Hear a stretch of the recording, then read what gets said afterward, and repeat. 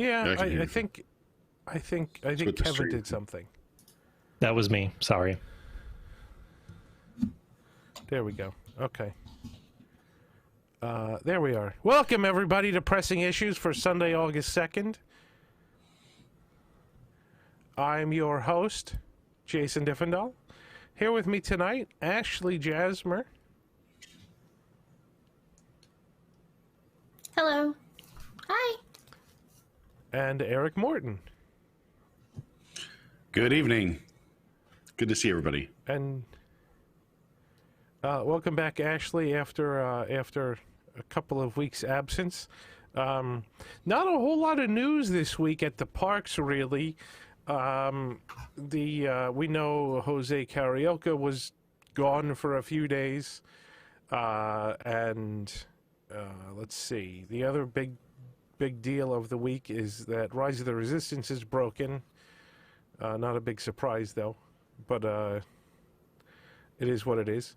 And annual pass holders continue to get screwed by Disney and are not able to get into the parks. So they're the three big things, parks related, that are on our docket to talk about tonight. Axel's not here tonight. Sorry, chat. Everybody's asking about Axel. Any news on when annual passes will be for sale again? No, don't get me started on that rant.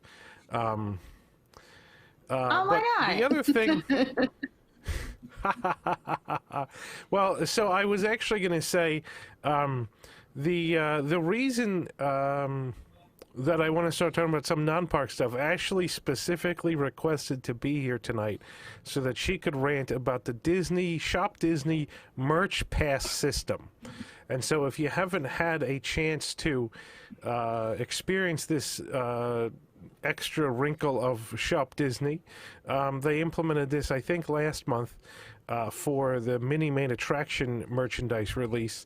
So the way it works now is instead of everybody clogging up their website at the same time hoping to get one of a very few of the mini main attraction pieces, instead you register ahead of time. You log into the site, there's a 48-hour window where you register ahead of time and tell ShopDisney what it is you want to buy. And there's like 5 things. There's the plush, there's the mug, there's the pin set, there's the Mickey ears. You tell Disney what you want to buy, and then somehow you're put into some kind of big lottery system that happens all behind the scenes. And if you're lucky, a couple days later you get an email that says, hey, you were selected to buy this item. And it's usually just one of the things you selected. I selected all of them. It's usually one of the things you were selected to buy. And you get it, and that's all you got, and no one else gets anything.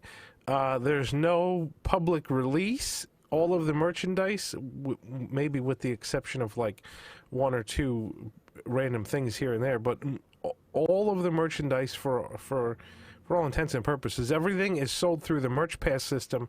There's no public release that the public could just log on to the website and buy it.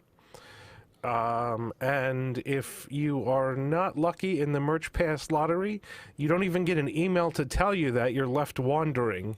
And so so the first month that this happened, which was last month, I didn't bother to even try because I thought it was ridiculous. This past time, which was I think last weekend, or some point in the past week or so, I actually did give it a shot to see how it would go. This was the Peter Pan mini main attraction merchandise release. I wasn't super interested in any of that merchandise, but I thought I'd give it a shot to see what happens.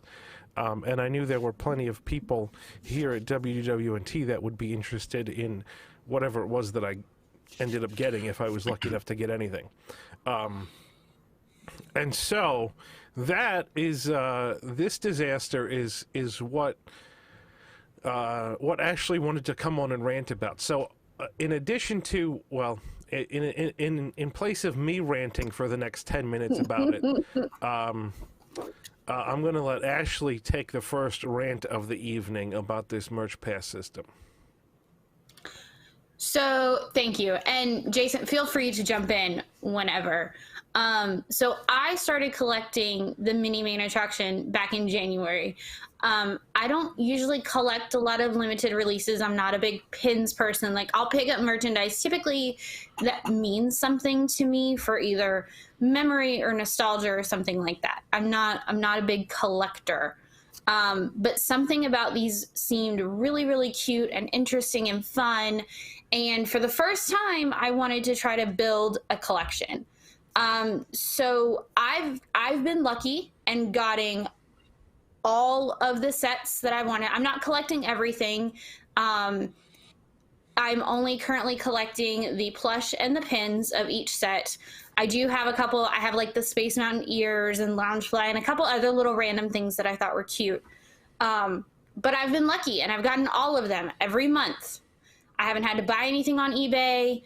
You know, it was anxiety and stress for like several hours on the third Saturday of the month. But apart from that, you know, I was lucky. I got what I wanted. Everything was fine. So now we're halfway into people having these established collections, and they're doing this cockamamie system where you have to do a lottery. And I understand what they're trying to do. They're trying to prevent eBay resellers or all the bots that were getting everything. But now you've just made it 10 times worse, because now I only got selected for the plush, which I was grateful for because I know some people didn't get anything, but I only got the plush. So now I'm still, because they're still on eBay.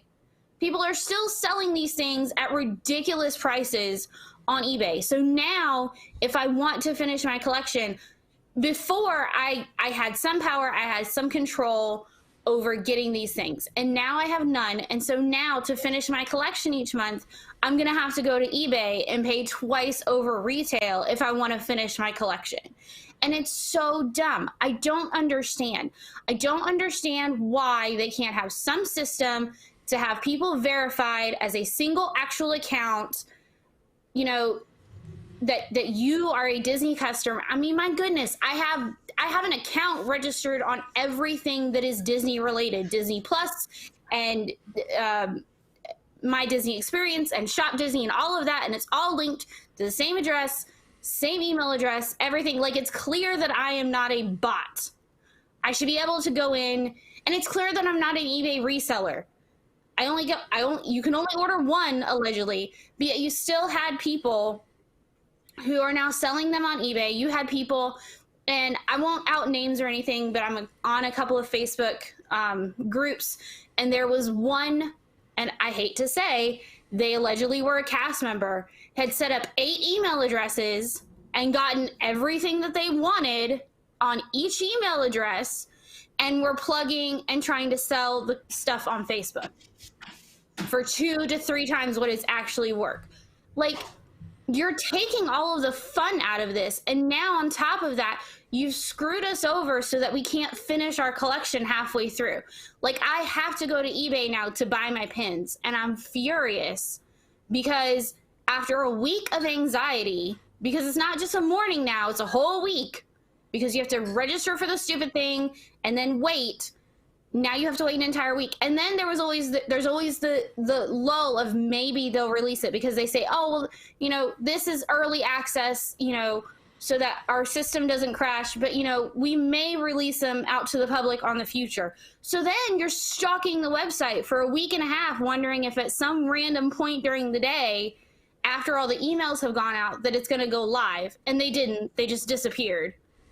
And it's just, I'm so mad and so upset. Like, I thought the system was bad when people were getting charged 5 and 6 times trying to do an order on a Saturday morning. But I honestly think this is worse. Like, this is just the worst of all worlds. They did nothing to make it better, made it so much worse, and such a pain. Like, now I don't even know if I want to finish this collection that I started and I'm halfway through. Like, yeah. Thank you for the rant, Ashley.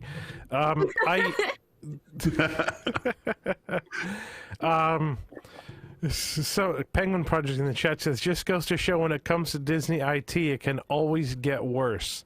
I agree. I think so. There's a couple of things that come to mind with this. One is that there clearly needs to be a way that Disney can limit the number of duplicate accounts held by the same person.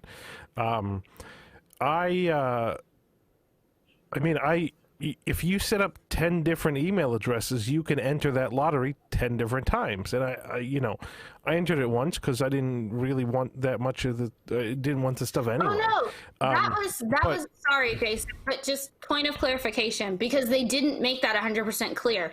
In some of what they said that you could enter multiple times, and this was another anxiety-inducing thing, because to your point, but if you actually read the FAQ terms and conditions, you could only enter once for each item.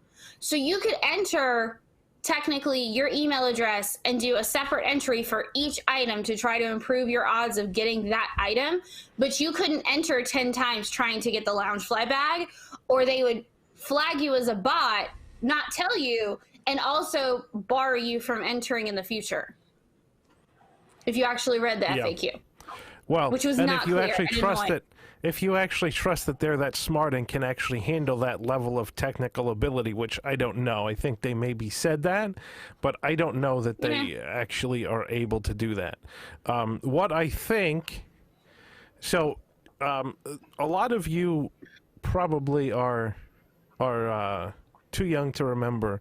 Back in the year 2000, the Disney Store had a promotion. Well, it wasn't really a promotion. They were doing a release of pins.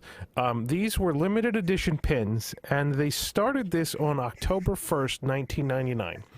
And they were releasing one pin every day.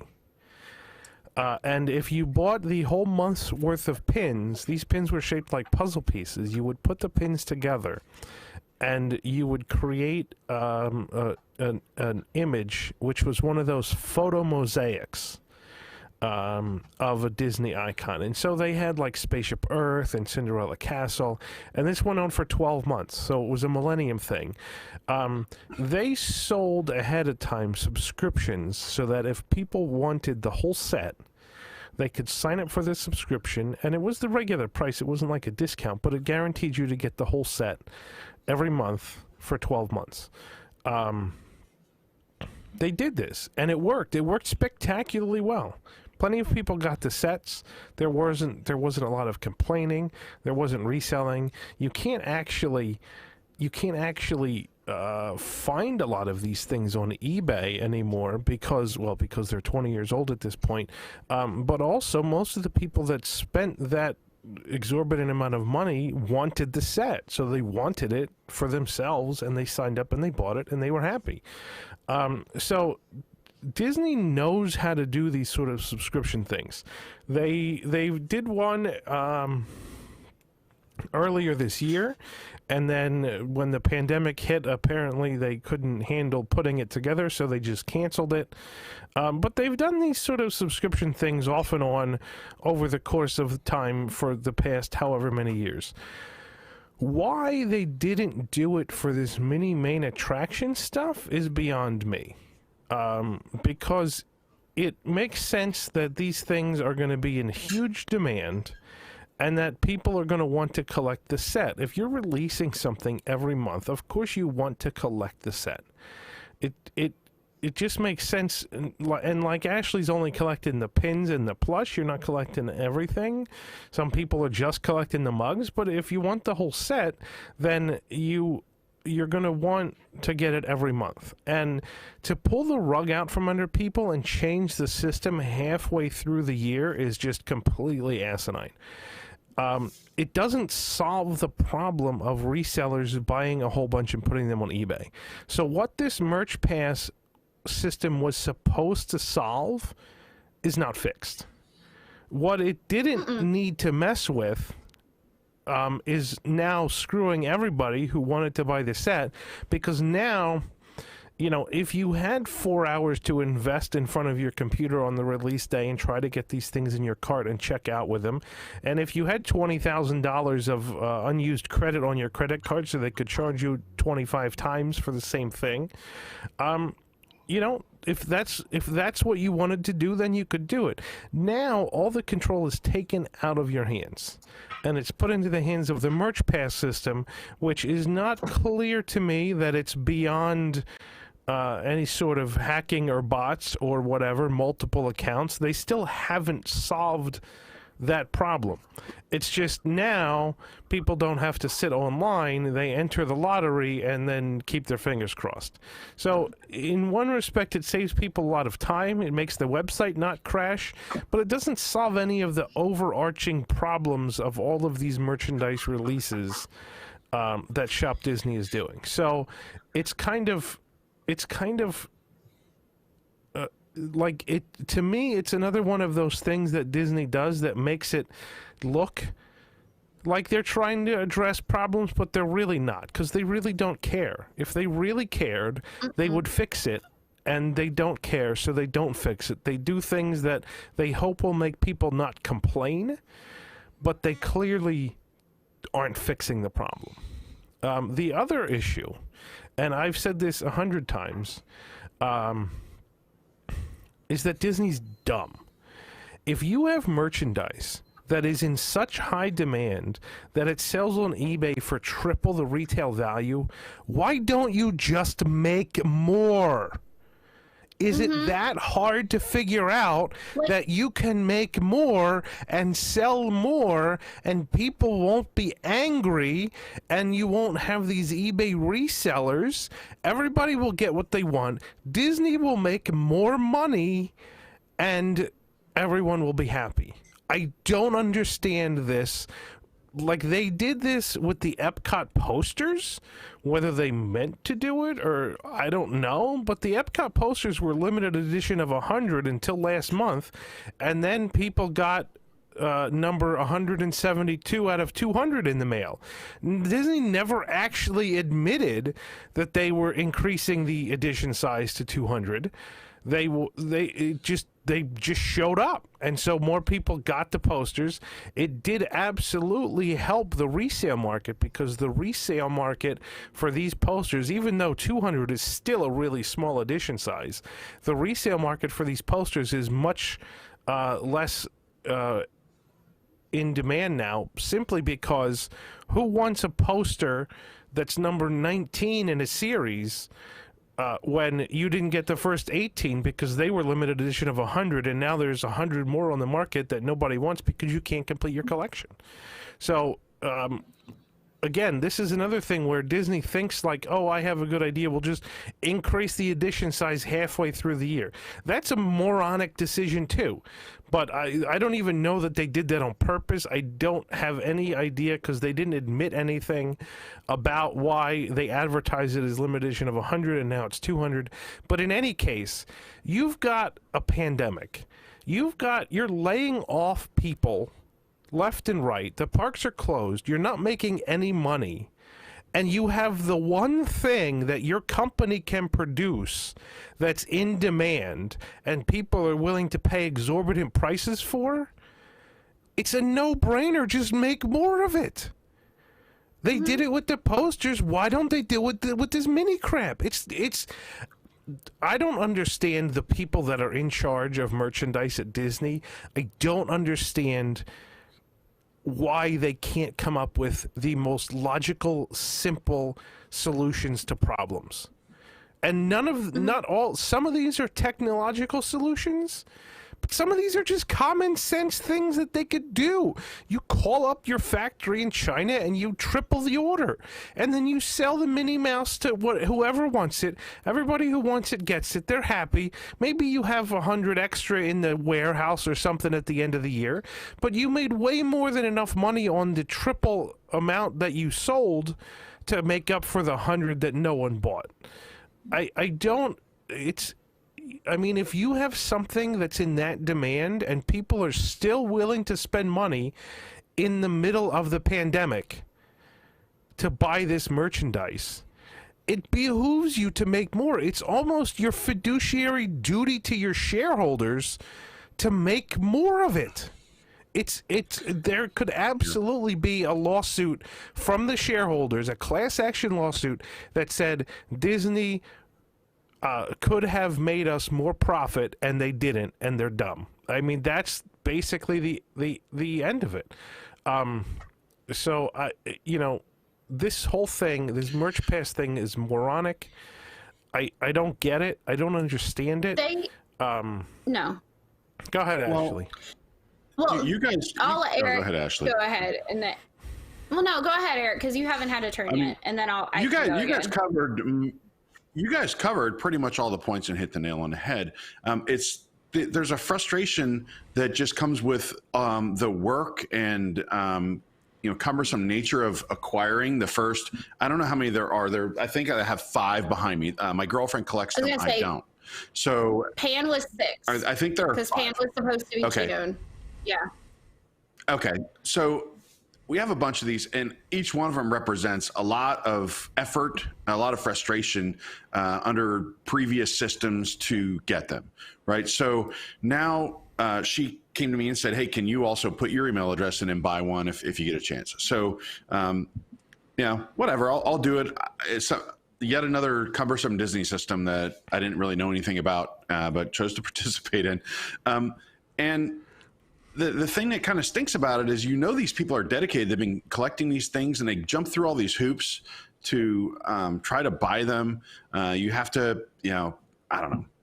You have to do all kinds of things to buy them. Like every Saturday seemed to be a total nightmare before. And now, even when you aren't selected, they don't even give you the common courtesy of a sorry you weren't selected email. I get rejected for Masters tickets every single year. But at least the Masters has the courtesy to send me an email that says, hey, thanks for trying. The Disney one is like, I don't know, may the odds be ever in your favor. And if you didn't get it, well, we're not even going to say anything about it. But this actually kind of leads into a larger conversation that is, in general, and maybe this is since FastPass Plus came out, or since they really started pumping the My Disney Experience app. But in general, Disney fans are being forced to compete against each other while mixed in with profiteers and all these other people as well. And that's for reservations to get into the parks at all right now. Dining reservations, Rise of the Resistance, Shop Disney, and there's no transparency into these systems. And there's no real assurances that the system's even working properly. So you try to get a boarding group, and Lee tried to get a boarding group the other day. She was at the studios, and in the middle of the week, it was dead. Right, 1 o'clock comes. They were doing it at 1 o'clock at the time. 1 o'clock comes around, boom, starts pounding the app. Nothing. Sorry, boarding groups are full. Look around. There's nobody there. Really? Are they really full?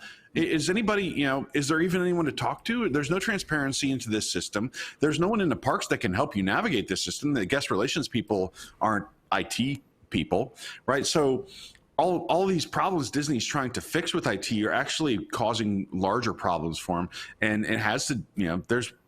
They're trying to rely on an unstable IT infrastructure too much. If their IT infrastructure were dead nuts on all the time, then yeah, sure, roll more stuff out onto it. And I remember, I don't know, several years ago, everyone's saying, hey, Universal's spending all this money on building Harry Potter and doing all these things.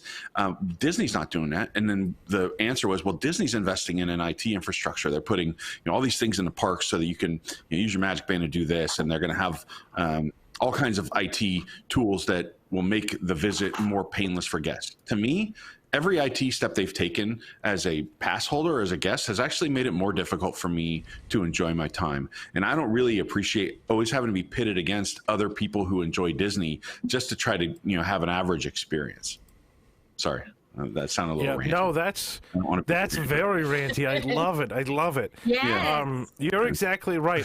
We will get to the boarding groups thing a little bit later. Because that's another thing that I want to talk about. We'll get that was going to be a tangent off of the Ride of the Resistance talk a little bit later. But that's very true, and I know exactly why what you just described happened, and I will tell you why once we finish up with the merchandise ranting. So, Ashley, you wanted to rant some more. Please go ahead.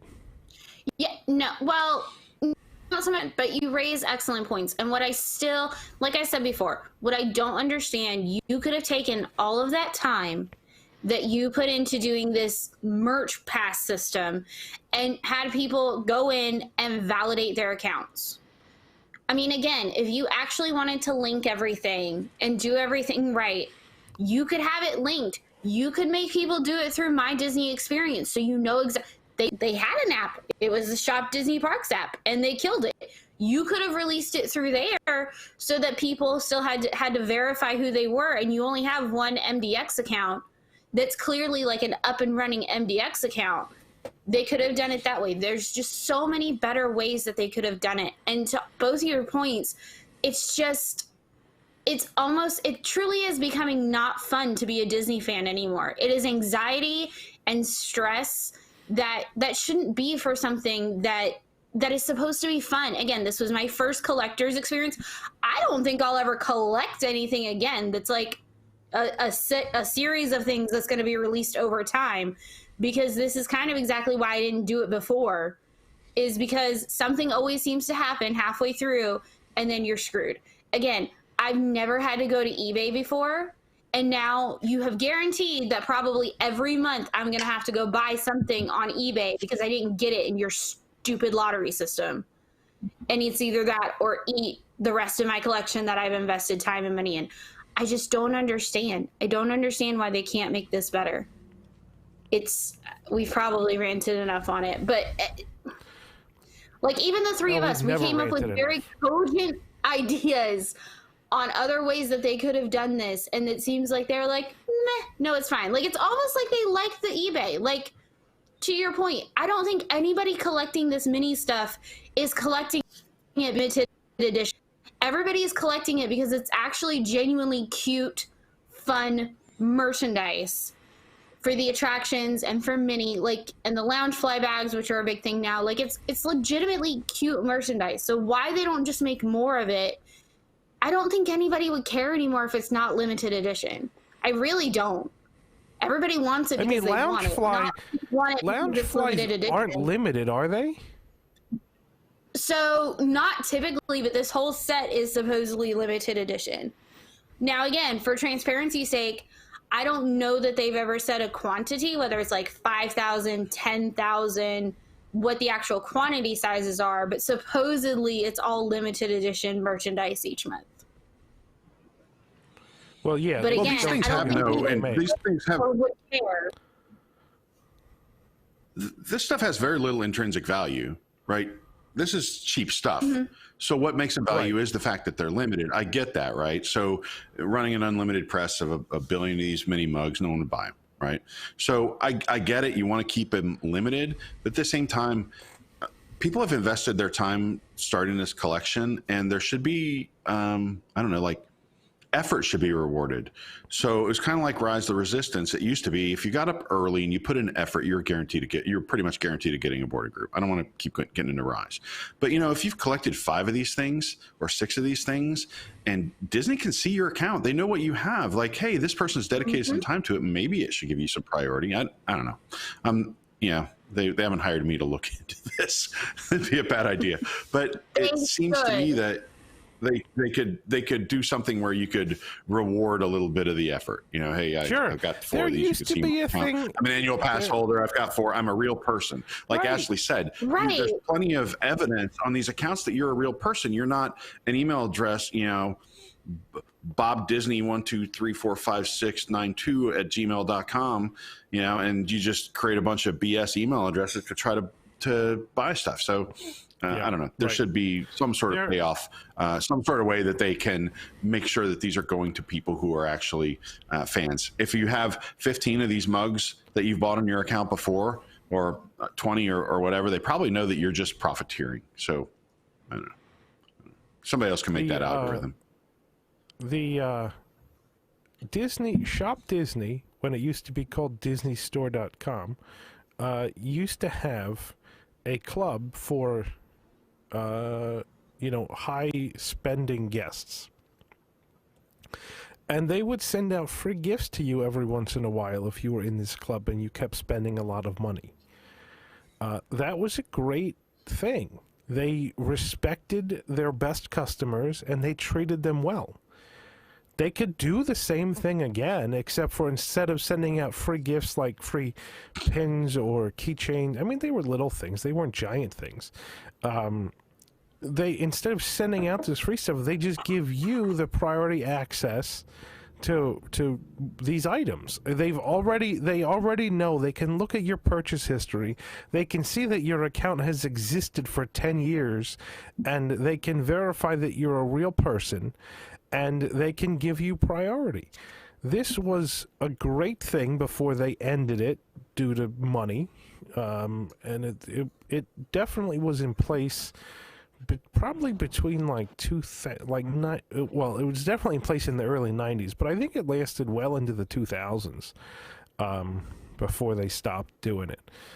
That was another. There's plenty of ways Disney could do this. There's plenty of ways that Disney could respect their best customers and throw them a bone and not piss them off. But they don't seem interested to do any of it. And Steven in the chat keeps saying that we're all missing the point that Disney doesn't care. And you're right. That's the problem. That's what this rant is all about. It's not that Disney is doing these stupid things and we're mad. We're basically mad because Disney doesn't care about their customers. That's the upsetting thing. We've been loyal Disney fans for 10, 20, 30, 40 years. Back when Disney used to care about their customers. It was great. Disney cared about their customers. They treated them well. They treated annual pass holders well. Heck, when I was a kid, I wasn't an annual pass holder, but I still feel like Disney treated me well, even though I only went to the parks 3 days a year. Nowadays, Disney doesn't care about any of their customers. They only care about the money. And it doesn't matter to them whether the money comes from eBay resellers or dedicated fans that have had an annual pass for 10 years now. They don't care. And this is the problem. And what makes me upset about this is that eventually this is going to come back to bite them in the ass. We said this about the parks. We said this about annual pass holders. I'm saying it about Shop Disney. It's just the whole company. When you respect your customers and you treat your customers well, your customers are happy and they keep coming back. When you don't respect your customers and you don't care as long as they spend the money, you don't really care about them, eventually they stop coming back. And this is what I said about Chapek like 2, 3, 4 years ago, was that he's only caring about money, and eventually the customers are going to stop coming back. Disney has had a superior product for a long time, and it's getting to the point where their product is not superior anymore. It's just average. It's about the same as everywhere else. And when they had the superior product, they had customers that would come back again and again. Now that their product is about the same as everywhere else, Disney is taking for granted that these customers are going to come back again and again and again, and at some point they're not. At some point they're going to stop. And this is the problem, and this is what's going to get Disney in trouble long term. That none of these executives think long term about the company, because they're not there long enough for it to matter to their wallet. They're selfish. They only care about the present because the present is what gets them the stock options and the bonuses. And after they leave, they could care less. They're selfish. They don't care about the long-term viability of the company. They don't care about the long-term health of the company. And that's a problem. And so it's unfortunate, and essentially the people who were the longtime Disney fans and dedicated customers are the ones that are getting screwed. And it's happening. It's the Shop Disney is just a microcosm of the company as a whole,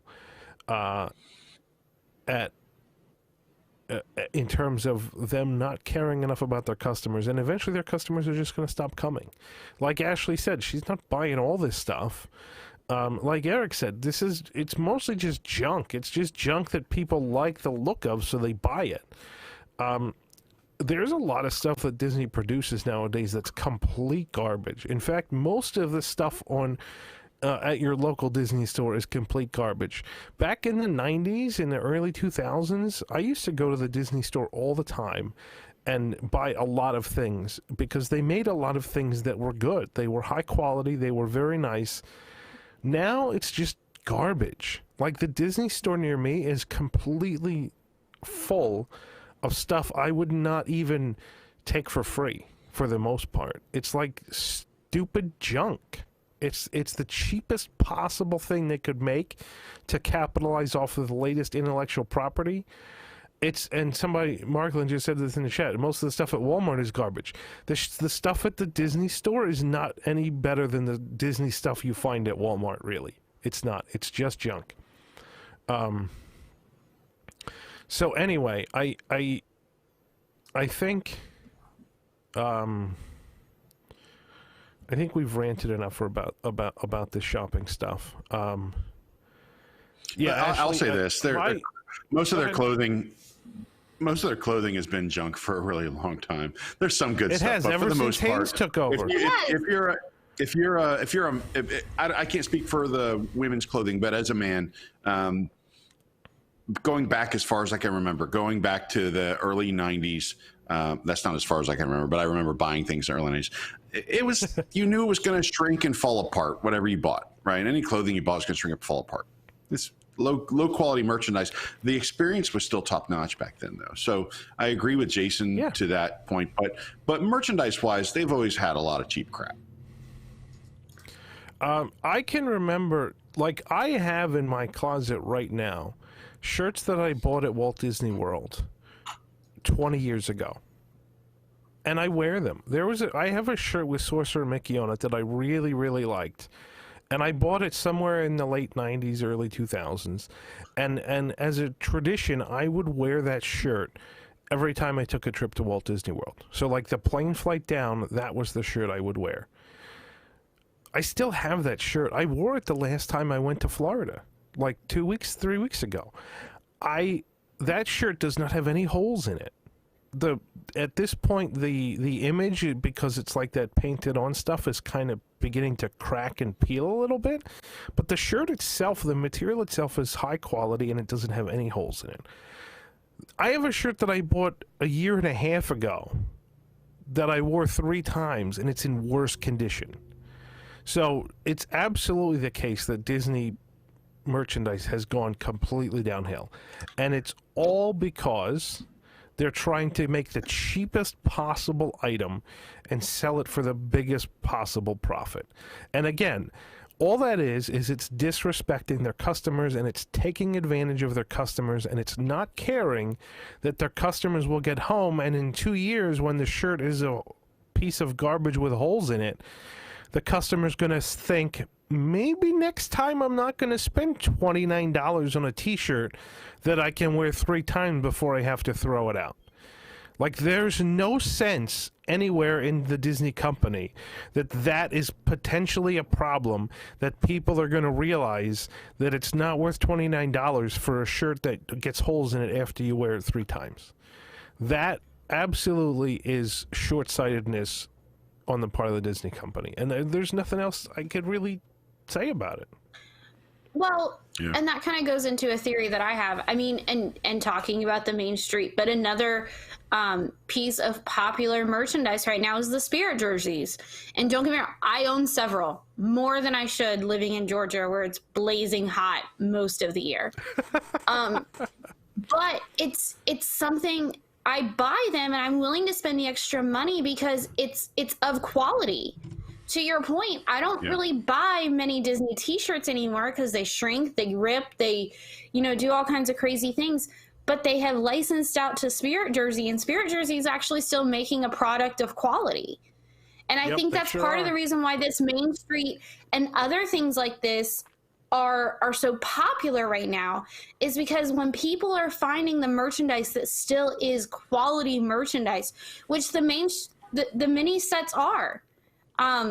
Everything I've ever gotten is fantastic. The plushes are great. The pins are solid. They're not falling apart. They're well painted and well printed. It's all quality merchandise. So I think that's part of the other reason why it's so popular, is because, to your point, most everything else is junk. So when people find something that is actually good quality and worth purchasing, they latch onto it. Yeah, they latch onto it. They want it. Too. Mm-hmm. Right, because they're quality I mean, I have a Vinylmation backpack. Good Lord, where is it? Over there in the corner. I bought that on my college program 2012. and it's finally just starting to rip and fall apart. And I will probably have to replace it. And I'm going to replace it with with a Loungefly because I know they're going to last. But I could if I were to buy something like that at Disney right now, probably wouldn't last me an entire vacation before it ripped. No, nope. And that's a shame. And it's the same, like you said, the Loungefly, the Spirit jerseys. I bought several of the Tommy Bahama button-down shirts. Those are really nice. They're in the parks. You can see them in the parks now, but you can get them online too. They're really nice. They're really comfortable. They're really high quality. They cost $150. Yep. But if I think about it, that one shirt is probably going to last longer than 5 $30 t-shirts that I buy in the parks. I'm sure of it. I'm sure that $150 shirt is going to last way longer than 5 shirts I would buy in the parks. So to me, it's really buying the quality and expecting it to last, and that's what I'm doing. And people are going to they're going to decide with their wallets. I'm tired of buying your plastic, thin, junky garbage.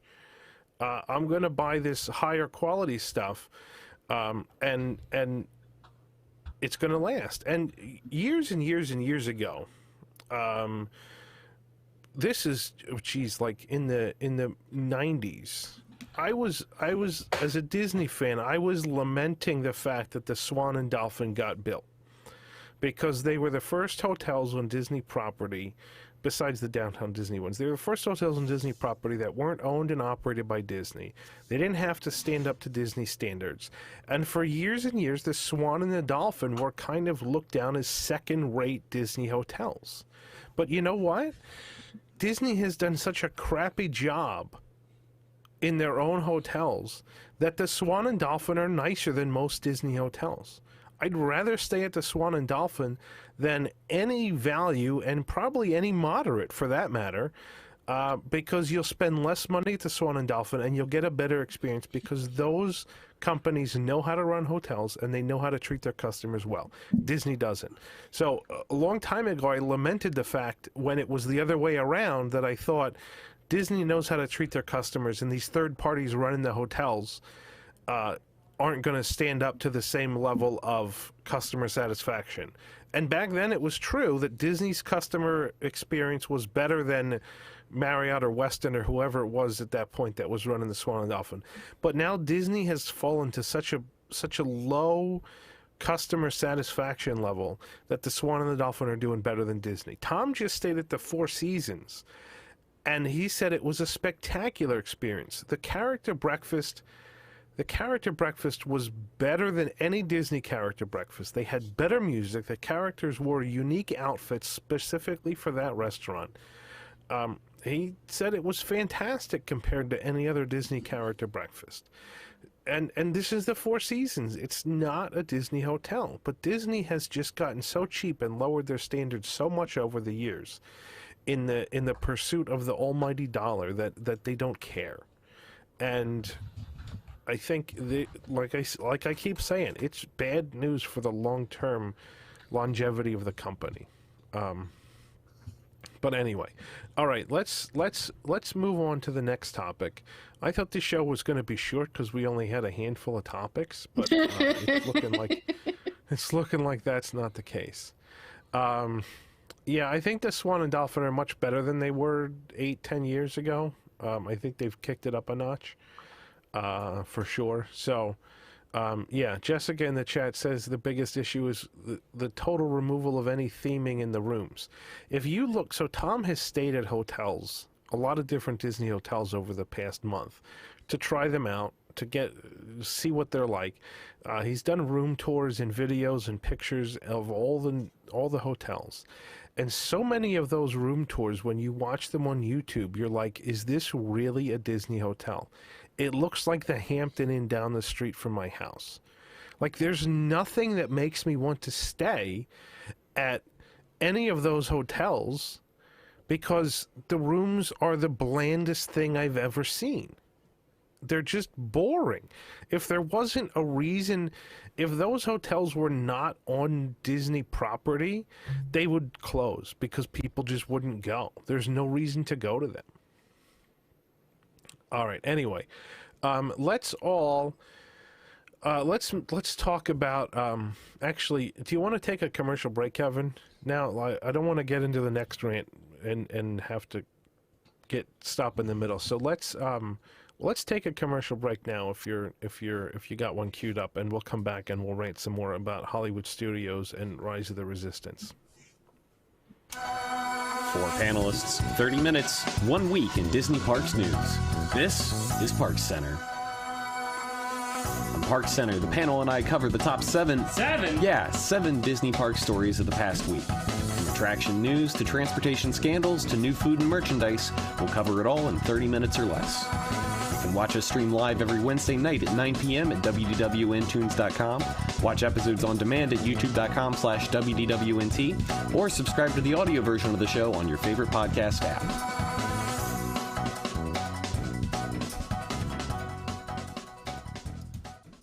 Dreamfinders is WDW News Today's podcast all about the creative culture surrounding Disney parks. Authors, Imagineers, dancers, actors, photographers, filmmakers, and a whole lot more have all stopped by to chat about how Disney has inspired their artistic work. But I still remember sitting in conference tables and looking across at Michael and Jeffrey Katzenberg and this sort of little 6-year-old inside of me going, what in heaven's name is going on here? And we're off and running, and Tony needs someone to lay it out for him. And there's no architect available. So the next thing I know, I'm laying out the pavilion. I got to tell you, I have not enjoyed a podcast so much. It's just a warm conversation, and warm and intelligent conversation, which you don't find that often in podcasts. Dreamfinders. Episodes drop every other Tuesday on Apple Podcasts, Spotify, or your favorite podcatcher. WDW News Tonight is our weekly comedy show combining the news of the week, comedy segments, thoughtful discussions, insane characters, parody commercials, games, and more. Watch live on Thursdays at 9 p.m. and become a Wigs member to get access to a bonus post show. Watch WDW News Tonight episodes anytime and live on YouTube, or get the audio-only version on iTunes and other podcast services.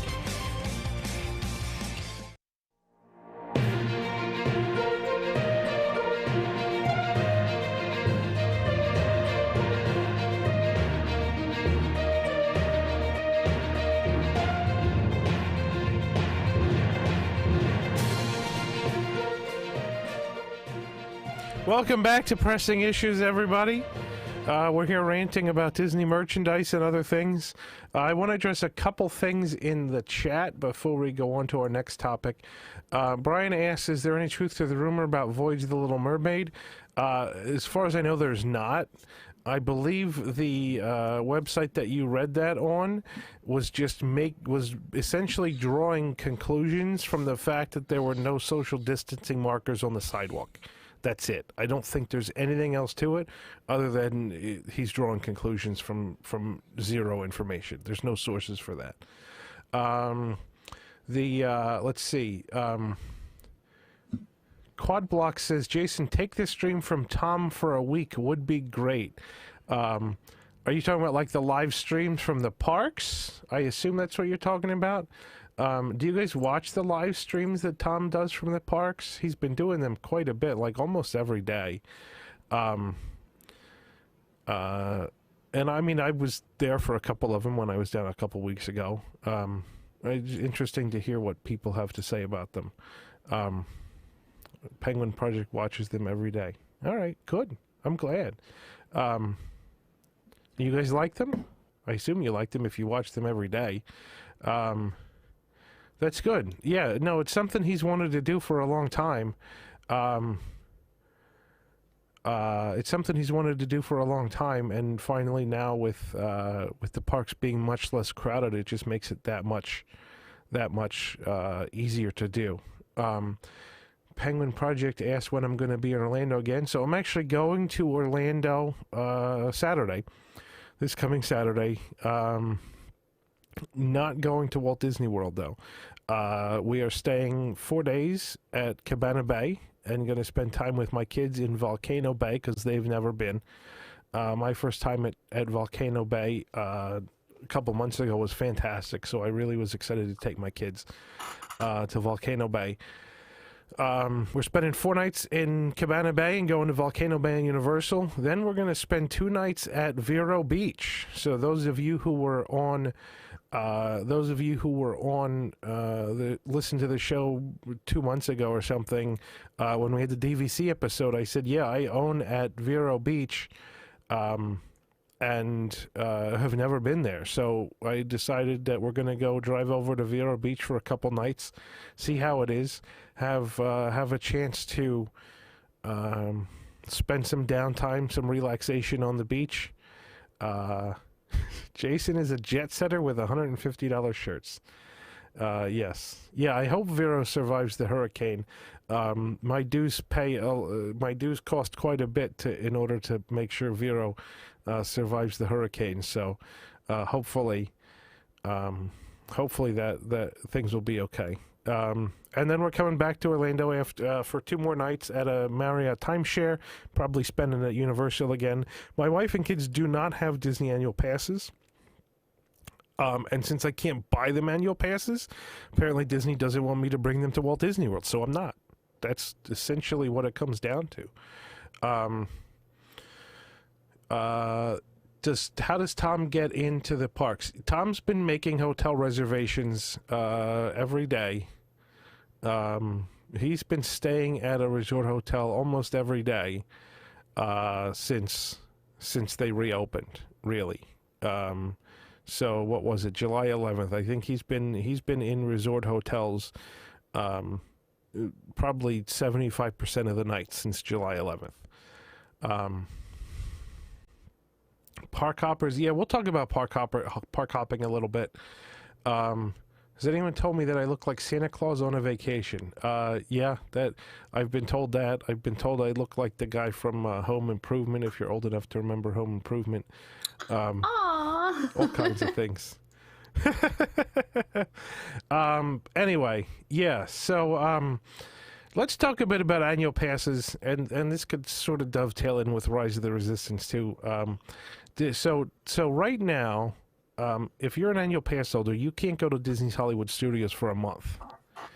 Even though you paid an exorbitant amount of money for an annual pass, and maybe you've got park hopping privileges, which are of zero use right now. Maybe you bought the premium annual pass with the water parks. Those are of zero use right now.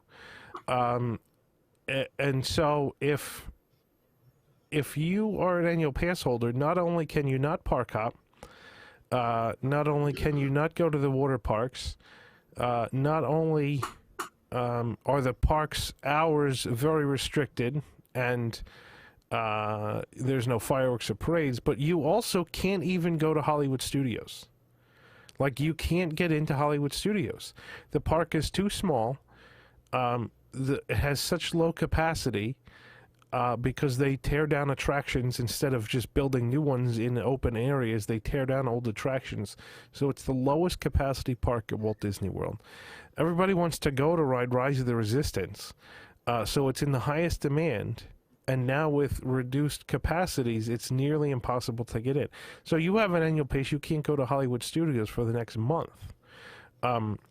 Back in, whenever it was, 2 months ago, when Shanghai Disneyland reopened, and they had their version of the park pass system where you had to make a reservation to get in, they did not restart the clock on annual pass holders' time until they were done with their reservation system, because they decided it would not be fair for these people who paid money for an annual pass to not be able to use it to its fullest. And if you couldn't get into the park without a reservation, then obviously you were not able to use your annual pass at the fullest. And so they didn't start the clock. And so we got an extra month on our annual passes. So we got like the 3 months for the shutdown. And we got an extra month just because I guess they felt bad. But honestly, if you can't get in, into Disney's Hollywood Studios for the next 2 months, it's kind of you're certainly losing some value on your annual pass. And yeah, there's more parks at Walt Disney World than anywhere else, but that you didn't buy the annual pass with the expectation that you could only use it in three out of the 4 parks. You bought the annual pass with the expectation that you could go to any park at Walt Disney World, and you could in fact go to more than one park at Walt Disney World on the same day. That was one of the benefits. That the pass was sold to you with that in the contract. And so there are a lot of issues. There's a lot of talk about annual pass holders doing some kind of class action lawsuit or whatever. Because yeah, we're not getting our money's worth. Like, I have park hopping. You know, when you buy a 7-day ticket to Walt Disney World and you want to add on park hopping, it's like $100 extra for 7 days to add on park hopping. So obviously there's a cost to park hopping. If you could buy an annual pass without park hopping, you would expect to pay less money. But now, because I can't park hop, I spent money for an annual pass and I can't use all of the benefits and features. And that's just park hopping. That's not even all the rest of the things, like I can't get into studios when I want to go, yada, yada, yada. Is it better to just cancel and then buy 7-day tickets? I guess if you want to, if you're really wanting to go, honestly, it's probably better. It depends on your situation. It may be better to just go and book Disney Hotel, because Disney Hotel guests can get into any park they want, any day they want. The calendar's completely green. So if you remember back in June when we talked about Disney did not say that hotel guests, that Disney resort guests would get guaranteed entrance to the parks. They were adamant about that. We talked about this for weeks. How dumb was it that they couldn't guarantee resort guest entry to the parks? Why else would you stay at a Disney resort if you couldn't get guaranteed entry to the parks? Well, everything we said turned out to be true. People did not book Disney resorts because there was no guaranteed entrance to the parks. And now what it turns out is that the occupancy rate at the Disney hotels are so low that they had planned to open some hotels and then change their mind. So, Jumbo House, Pop Century was going to open, or Art of Animation was going to open, and now it's not. There's Disney hotels that were slated to open, and they've just said in the last week or so, that these hotels aren't going to open because they don't have the demand. Well, yeah, that's because these people didn't think they could get into the parks. As it turns out, so few people are coming to the parks that Disney Resort hotel guests essentially has guaranteed entry. It's worked for almost the past month that you could get into almost any park you wanted. There were a couple days where Studios was booked. But now, through the month of August and into September, every park has wide open availability for Disney Resort guests and for day ticket holders, but not for annual passes. So, again, annual pass holders are getting screwed left and right with this. They can't use all of the benefits that they paid for, and they can't get into Hollywood Studios, while Disney is allowing hotel guests and people that buy 2 and 3 and 4 day tickets into Hollywood Studios. The annual pass holders are not allowed in. And if you think about this from a Disney point of view, a lot of this makes financial sense for them.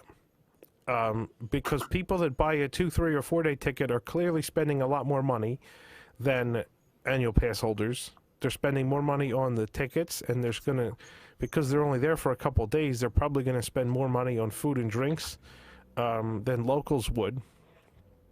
And if you're spending money on a Disney hotel, then obviously Disney's getting more money out of you than if you were an annual pass holder and a local that was just coming for the day. So this whole policy of the park pass reservations and the fact that annual pass holders have a certain bucket and they're full, but yet resort guests and day ticket holders are wide open, that entire policy is nothing other than Disney trying to cater to the people that are going to pay the most money for access to those parks. That's clearly what it is. If you're willing to pay the money for a hotel, or you're willing to pay the exorbitant price for a 1 or 2 or 3 day ticket, then they'll let you in. But if you are an annual pass holder and you put out $1,000 6 months ago, with the expectation that you'd be able to go to the parks, then no, you can't come in. Apparently $1,000 wasn't enough money, because they want you to spend more. That's your $1,000 is not good enough compared to $1,000 that a family of 4 would spend to stay at Pop Century for 3 nights with park tickets. And so that's the problem. And when you look at the annual pass holder calendars, annual pass holders are getting screwed. I almost feel like I'm luckier to get to be an annual pass holder that's not in Florida, because I don't have to worry about whether I can go on my 3 days worth of park availability for annual pass holders. I'm not worried about it, because when I come, I'm going to stay in a Disney hotel and I'll get my park passes. That's what happened the last time I was there 3 weeks ago. But for these annual pass holders that are locals and are accustomed to go into the weekend, go into the parks on the weekends or whatnot, they can't get into studios. So it's I don't know. Tippy Toe says maybe they'll start a lottery. Yeah, if they take a lesson from Shop Disney, then yeah, I guess they'll start a lottery. I can't imagine that's a good Hunger idea. Games. Right? Like, I understand what they're having to do, because obviously you don't want a bunch of people just showing up and trying to get in. So it makes sense. But once again, they clearly didn't think this through to the finish line. To your point, annual pass holders are getting screwed. So why, instead of just letting these days sit open, especially for locals, the day before, why not shift that availability from day ticket holders or resort guests who aren't using those reservations that are clearly available, and shift them over to annual pass holders and let annual pass holders have a second chance to be like, oh, honey, want to go to Studios today or Animal Kingdom today? Like, I don't understand. That seems like it would be such an easy answer to take. And if you have to, like, I understand the buckets. I understand why they're there. But if the buckets don't fill up, why aren't you shifting it to the other groups where there might still be people that want to get in and give you money? Again, annual pass holders, like, yeah, in general, in typical terms, they may not necessarily spend as much. But now you're talking about a lot of us who haven't been in 6 months at this point. Like, and some annual pass holders do shell out a lot of money when they go. Some don't, but some do. And now you have somebody who hasn't had a Mickey bar in 4 months who wants to go to the park and buy a Mickey bar or buy merch, or you want to spend money because you've missed it. So you're saying, and like, that seems like it would be a very easy solution to make everybody happy. Well, there's a lot of people in the chat that are saying, Disney wants to cut down on the number of annual pass holders because it's a money loser, and some people spend a lot of money at the parks and yada yada yada. I think the problem is this. I think the problem is that out-of-state annual pass holders definitely come and they spend money. Local annual pass holders spend less for their tickets. They spend less money because you get a Florida resident discount. You spend less money, you end up going more often, and you're more likely to spend less money at the parks for merchandise or food or whatever because you're local. And so I think the problem, and Floridians are going to cringe when I say this, I think the problem is that if annual pass holders are losing money for Disney, then they got to do away with the Floridian resident discounts or whatever, or charge the Floridians more because they use the resources more than out-of-state annual pass holders, and they don't spend as much money. But I don't know. I mean, issue. that's you're making an assumption that they're losing on annual passes. I don't think so. I'm just saying somebody in the chat said that. And I know. But you also can't discount the benefit of having that recurring monthly revenue that Disney depends on from the annual pass holders. So they're a known, they're known revenue that Disney can expect every month, and there's value in that not only to Disney but to their board and shareholders. Now obviously as an annual pass holder who lives very, very, very close to property, we do go, well, in normal circumstances, we go often. Today I was at Animal Kingdom. I probably spent $300. I'm not bringing peanut butter and jelly sandwiches in my pocket. I ate at Yak and Yeti, and we went to Nomad Lounge maybe twice. Bought a button-up shirt. I don't think I'm a revenue loser for Disney if that's the case, just because I parked for free. And they give me all kinds of stuff that they have increased and added to the cost of an annual pass while giving me stuff that I don't use. So, and you get those surveys. Use those magnets?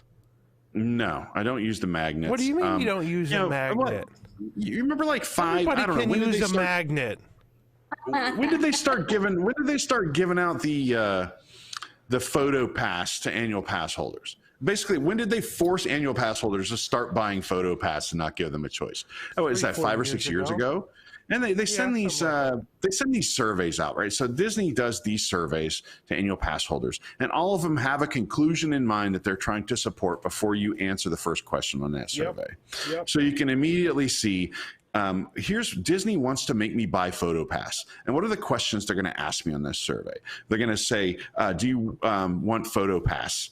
No, they're not going to say that, right? They're going to say, hey, earlier you expressed that you wanted to get more value. Right. Do you take pictures? Earlier you expressed you want more value out of your pass. Would you like Disney to add more value or take away? And they give you these things. Right. So you see these. And if you have a contrary answer to whatever conclusion they intend to reach when they've crafted this survey, it is not a checking a box of a yes or no. It is not an indexable item. It is something you have to type in free text that someone manually will have to read. In other words, your opinion does not matter when it comes to these surveys, but I don't mean to go off on a tangent. It just kind of lit a fire under me when we start talking about how they feel about annual pass holders, whether or not we're a revenue loser for them, et cetera, because I don't think that's the case. There are times when annual pass holders probably crowd the parks more than they should, but if annual pass holders are crowding food and wine, do you think that's Disney not making money? No, Disney's making money hand over fist, selling people $8 5-ounce beers. I don't see how the annual pass holders are a loser for them. And I don't think they are. If they were, they would charge more money, and they do that.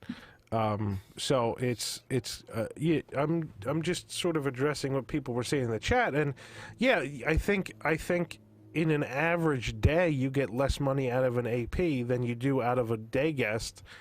But over the course of a year, no, I think it's the other way around. So, but to your point, Eric, about the monthly revenue, there wasn't a monthly payment plan for annual pass holders up until a couple of years ago. I mean, that's a very recent invention, this monthly payment thing. And that was crafted with the idea of getting more annual pass holders. So clearly, Disney wanted more annual pass holders because they made it easier for them to buy an annual pass with a 0% interest loan, essentially.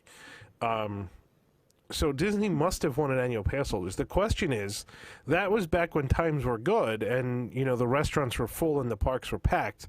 Now, when the parks are at reduced capacity and no one's going, do they still want that same level of annual pass holders? And I think the answer might be no, they could do with less annual pass holders. But that's what I'm thinking. Anyway. Well, either way, the fact remains, I think, we can't really know how they feel about pass holders and whether or not pass holders win or gain or lose them money. But the reality is, if they want to continue pass holders at any rate of what they are, they're not doing anything to make them feel appreciated. Yeah.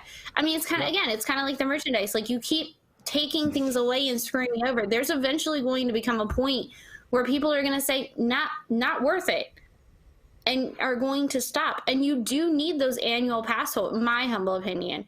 You need annual pass holders for times like now, because annual pass holders are the ones that are going to feel comfortable and have the faith in you to come out during a pandemic.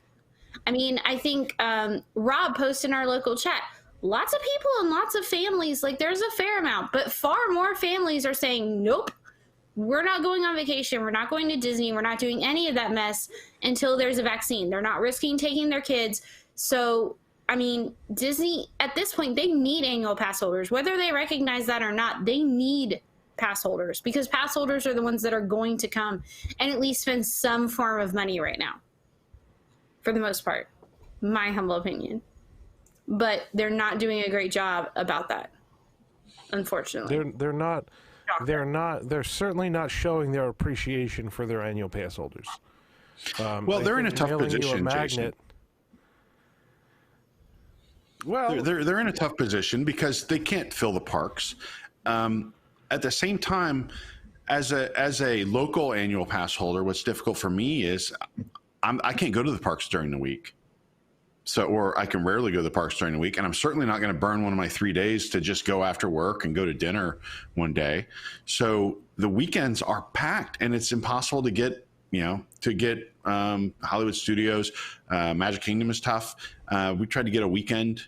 I think the earliest weekend we can get at DHS is like October 4th or 5th or something. I mean, it's now it's past the 10th. Yeah.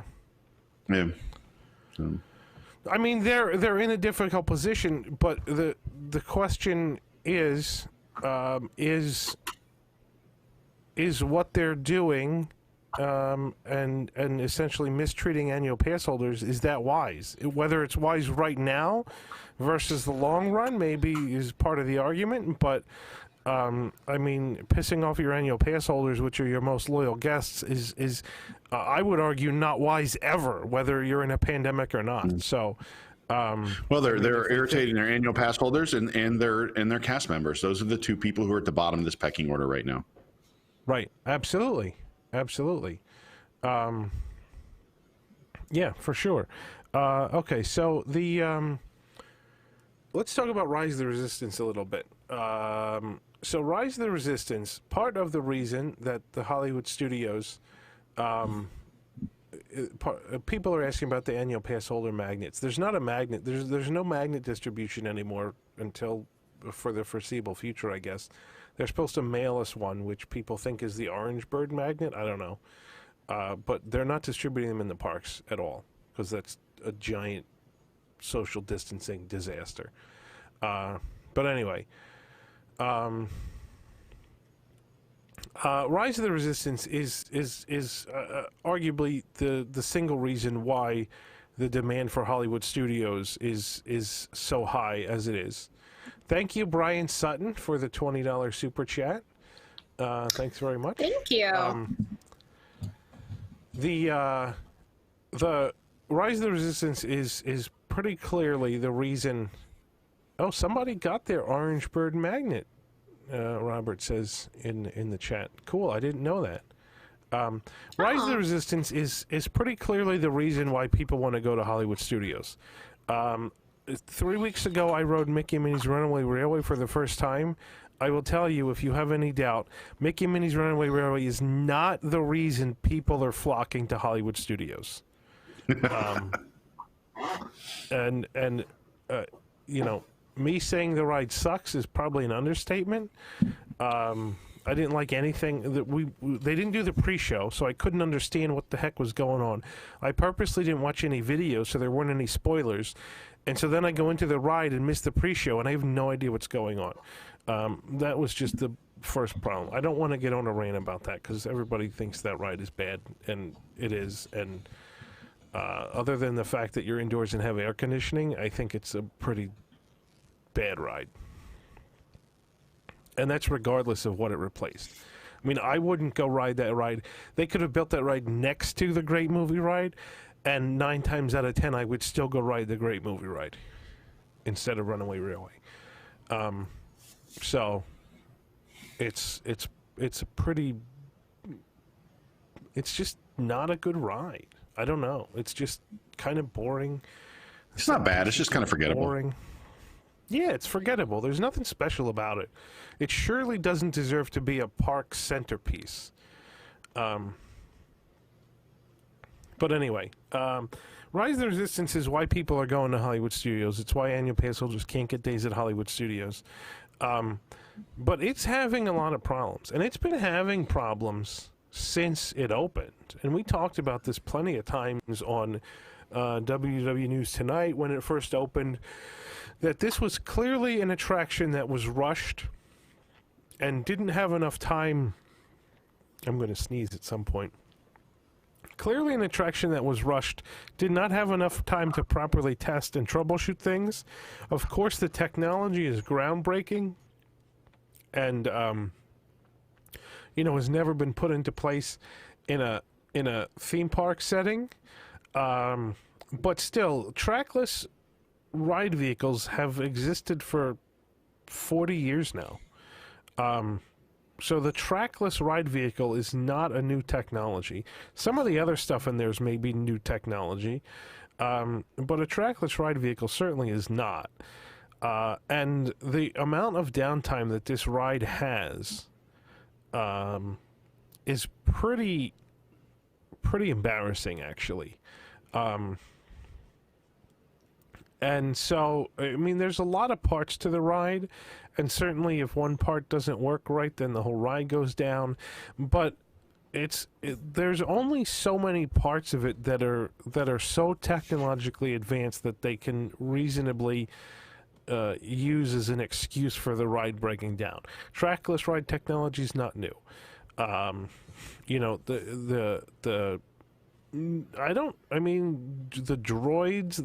droids now in the ride vehicles are stuck in the opposition. So if you're sitting in the front row of your ride vehicle, you can't see anything. Is that new tech? Can you blame that? These droids are such new technology that they break down. Like, no, that's not it. That's a stupid, the fact that it's only on one of the 2 cars in every pair of ride vehicles honestly makes it sound like a software issue. I don't know that for sure, but seriously, something that they certainly should be able to troubleshoot. Stephen Brown just gave us a $9.99 super chat to say Daisy's Dance Studio owns Rise of the Resistance. And Joe the computer guy says he doesn't think Rise is that great. It was okay, but not great. Avatar is many times better. That was my first reaction after the first time I rode Rise of the Resistance 2, was that I still thought Avatar was better. Having rode it a couple more times since, I think Rise, I kind of like it a little more than I did my first time, but still, there's nothing in there other than the elevators. There's nothing in there that is such groundbreaking technology that is a valid excuse for this ride to go down. Well, do we know as often as it does? Do we know? Is it always the same technology that's breaking down? In other words, they're controlled by Wi-Fi. No, we have no idea. Is it always? Yeah, we don't really know. You know what though? The People Mover's not groundbreaking technology anymore, and it's been broken down since before the pandemic. The Haunted Mansion is not new technology. It was broken down multiple days in March before they closed. Jose Karaoke is almost a 50-year-old animatronic. They can't keep these things running.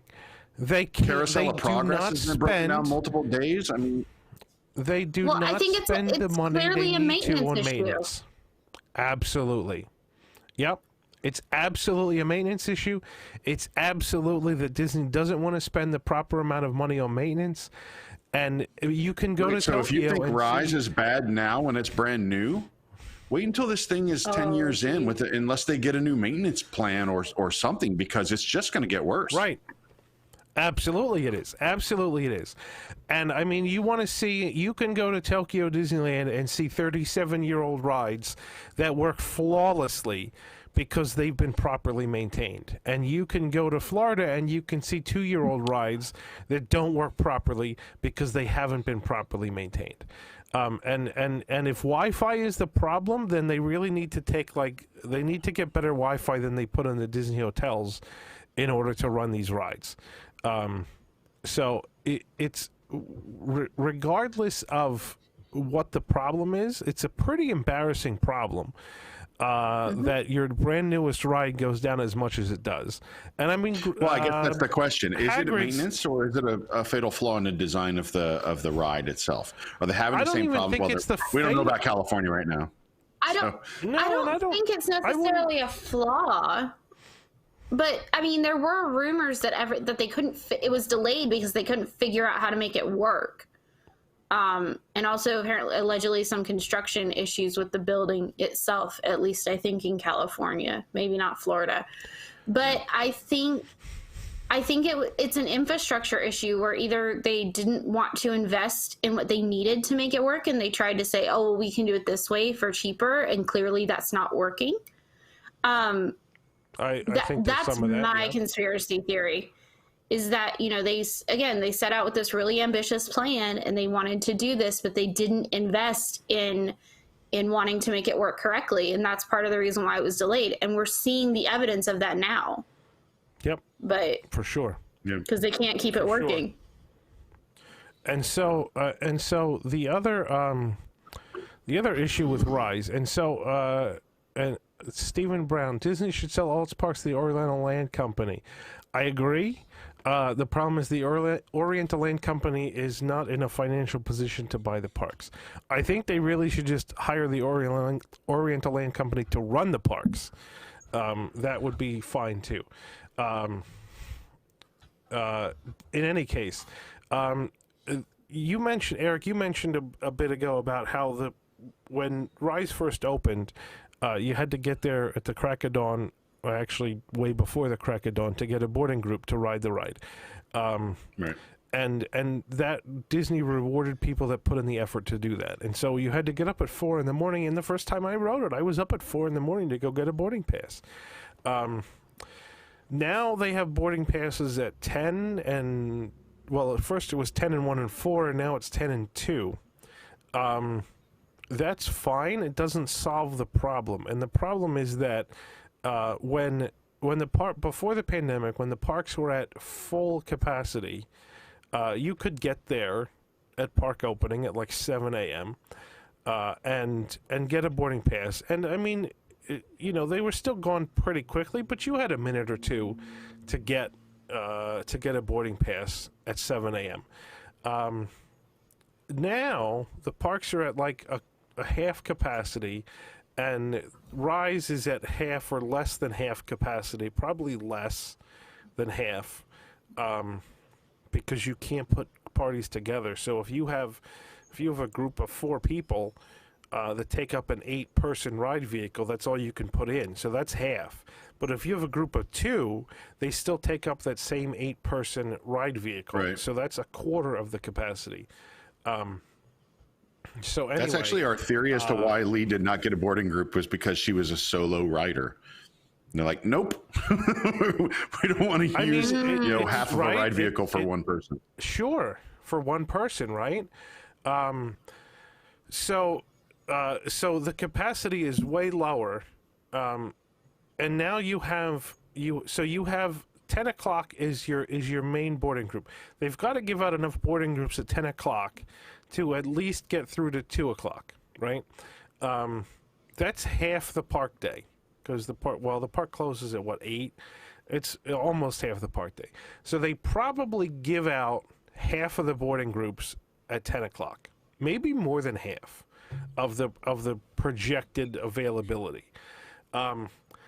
If Rise in that first 4 hours of operation has any problems at all, and they don't get through enough boarding groups, the 2 o'clock drop of boarding groups is either going to be all backup groups, or very few real groups and the rest backup groups. And that's because if the ride closes, you still have that huge chunk of people that you gave a boarding group at 10 o'clock. All those people still have to ride. So the 2 o'clock people may get a boarding group that gets called at 6 or 7 p.m., or they're in a backup group and it doesn't get called at all. And that's all the result of the instability of the ride, that it can't remain open for a whole day. Yeah. Tippy Toe said, Tom said the ride vehicle robots were stuck up. which is absolutely the case. It's just really funny. Quad Blocks wants me to stream and give Tom a break because he wants my commentary from the parks, which maybe next time I go I will. I'm not going to be at the Disney parks in at least in the next month or so. But I will tell Tom that next time I'm there, people want me to stream instead of him. Anyway, so the problem is that the 2 o'clock drop of boarding groups, people thought, that's great. I don't have to get there at opening. I mean, opening is at 10 o'clock, people. It's not like it's 7 a.m. like it used to be. Opening's at 10. People say, oh, it's great, I don't have to get there at 10 to get a boarding group because they give out more at 2 o'clock. The reality of the situation is the 2 o'clock boarding groups, there's almost none. And if there are any, there's a lot of backup boarding groups, which doesn't guarantee you to get on. So in reality, you still have to get there at 10 if you want to have a pretty good shot at riding the attraction. If you think that you can get there after 10 and get a boarding group at the 2 o'clock drop, that's your chances are much lower. And that's why they used to have a 10, 1, and 4. The 4 o'clock drop was never anything but backup boarding groups. And so they decided, well, if the 4 o'clock drop is only going to be backup boarding groups, then why don't we just give out more backups at the 2 o'clock drop? And we don't need the 4 o'clock. So that's why they got rid of the 4 o'clock, because the ride was never operational enough to allow them to give out any substantial number of boarding groups at 4 o'clock. Because they couldn't guarantee those people would get on the ride. So this is the problem with Rise. It's been an ongoing problem. Disney clearly did not take any of the opportunity during the 3 months the parks were closed to try to rectify this problem. They basically, I mean, you have other parks, doing construction, doing maintenance, taking the opportunity while the parks are closed to not lay off people. Universal didn't lay off people when they shut down, and use those people to do things like maintenance or work on attractions or whatever. Do any sorts of things that are like construction at Epcot. Can you imagine if they did enough construction at Epcot while the parks were closed that you didn't have to like walk halfway around Future World to get to Mission Space? I mean, they could have at least painted the castle. Yeah, like that's probably the most visible and most egregious stupidity is that they didn't bother to finish painting the castle. A thing where one person gets in a bucket lift and paints by themselves. There's no issues with social distancing. They left painting the castle until the park reopened. That has got to be one of the most embarrassing things that Disney has done, and it was incredibly visible that it wasn't done. Because there's numbers written on the blocks to tell them what color paint to put on it. It's hilarious. There's no reason. Oh my God. There's no reason in my mind they couldn't have gotten that castle finished before the parks opened. That's just dumb. But yeah, there's plenty of things, fixing, maintenance, all these things they could have done. They could have continued to pay their maintenance staff. Furlough is the proper news. I'm sorry, not layoff, but furlough. They could have continued to pay their maintenance staff instead of furloughing them. They could have continued to pay their construction staff instead of furloughing them. And Universal did that, and Disney did not. And so now we're at the point where all these rides still don't work. The People Mover was down for 3 months, and it's been down for a month since because they didn't pay anybody to come fix the People Mover. They didn't do any maintenance. They just turned the switch off on these rides and left them and had no idea. These rides have been in operation every day for 40 years or 50 years almost. None of them have been turned off for 3 months. The fact that Disney just said, oh, let's turn them off for 3 months and not bother doing any maintenance is absurd. Like, those attractions are in no condition to be turned off and left to sit for 3 months without worrying about whether they would be able to turn them back on or not. So, to me, all of that is absurd. They took no advantage of any of this downtime to do anything that needed to get done. And anything that disrupts people's visit to the park, like at Epcot, they didn't do anything to try to make that a better park to be in. The fact that whenever any park's availability is gone, Epcot's the one park that's left because no one wants to go. It's to me, it's absurd. 2 things in the chat. You cannot ride rides more than once a day. If you get a boarding pass, it won't let you get another one in the same day. The very, very first week or so the ride opened, you could do that, but since then they closed that point. Penguin Project mentions that Tokyo did close for 2 months in 2011. That was due to a typhoon. So yeah, Tokyo did that, and they opened. But Tokyo also didn't stop doing maintenance for the whole 2 months they were closed. And Tokyo also didn't underspend on maintenance for the 10 years before those 2 months. So anyway... so they did have to dedicate staff to prepping the parks for a social distance return. Somebody did write that. But I don't know that that took all of that time up. It seems like they could have used those resources to. I mean, we have rides that have been down since before. The People Mover's been down forever. Right. Obviously, as soon as the Carousel of Progress opened back up, we had immediate issues, and it's been recurring. Splash Mountain just came out of Splash just came out of like long-term refurb. Yeah, it's January refurb, right? And immediately started breaking down again multiple times. So who knows? Like, it's just and it's kind of embarrassing, especially when you look at Rise as a whole, or not as a whole, but by itself, where proper maintenance and figuring out these bugs with a new ride and new systems, it can be done. Universal did it with Hagrid's. Hagrid's was being mocked relentlessly for all the downtime, but they put in the work, and now they're getting to a point where they just opened the standby queue this week.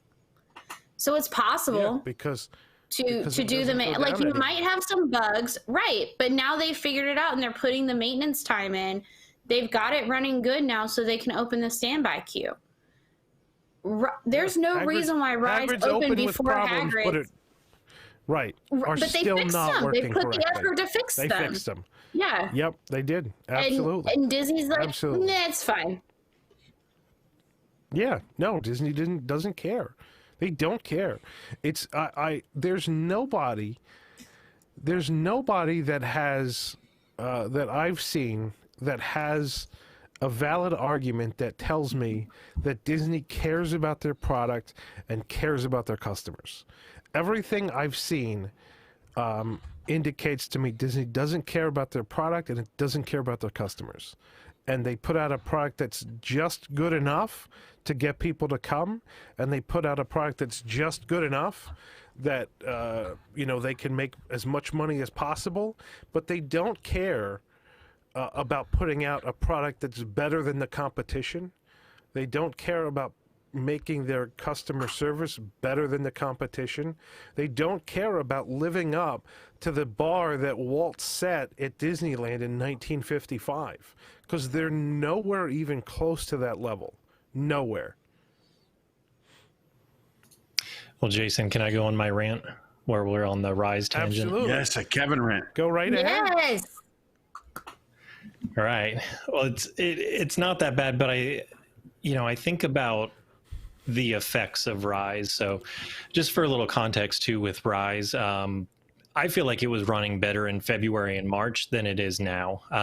I've had 3 boarding groups since the park is reopened, and all 3 of them were failed attempts when I tried to get in the queue and ride it. So it's not even just the challenge of capacity for one, which is part of it, but it's impacting your experience when you do finally get your boarding group called and you get in the queue and you wait for, usually it's like 30 to 45 minutes that you're waiting in the queue when it's operating normally.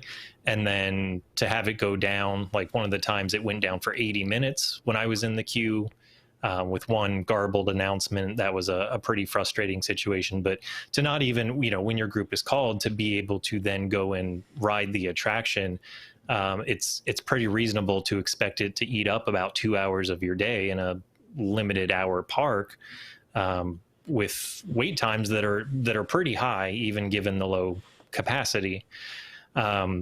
But it stretches beyond that in what they're doing to try to stop the competition for these boarding groups. The last time I was there, which was this past Sunday, it took an hour to get from the parking toll booths to getting to the touch point and being in the park. And when I say an hour, I mean 60 actual minutes, lining up at 9:15 to get into the parking lot was nowhere near early enough to get you into the park by 10 to get that boarding group. And I think it's being done very intentionally. Their temperature checks are slow. It's the only park of the 4 that has a line to get a temperature check. It's the only one where you're being held for 30 to 45 minutes just to park.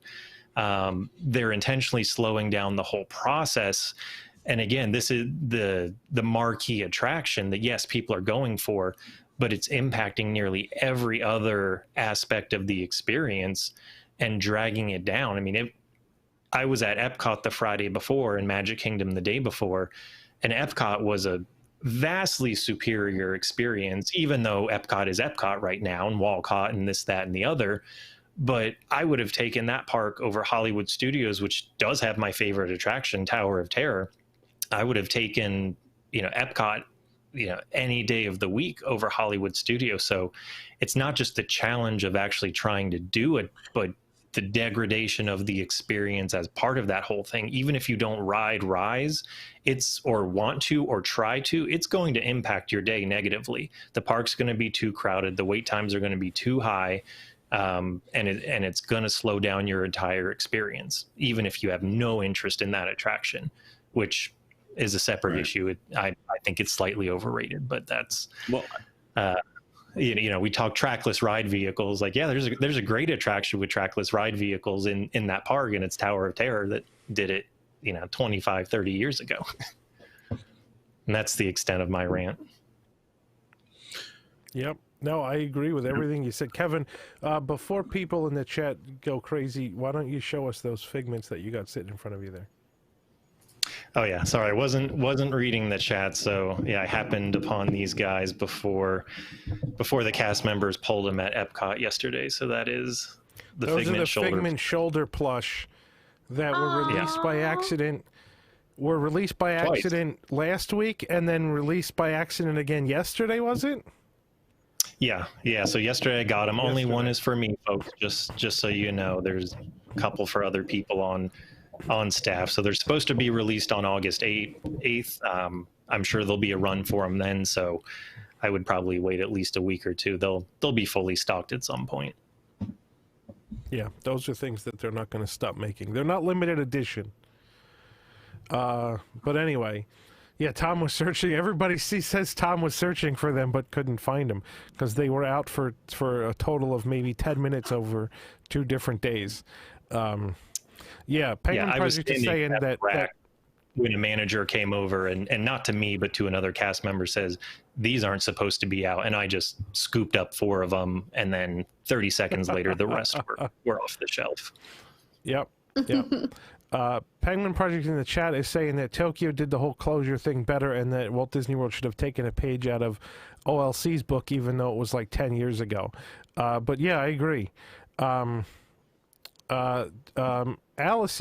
I believe, is asked a question in the chat that was a really good question. She said, what do I think? Can I pinpoint when in time Disney stopped caring?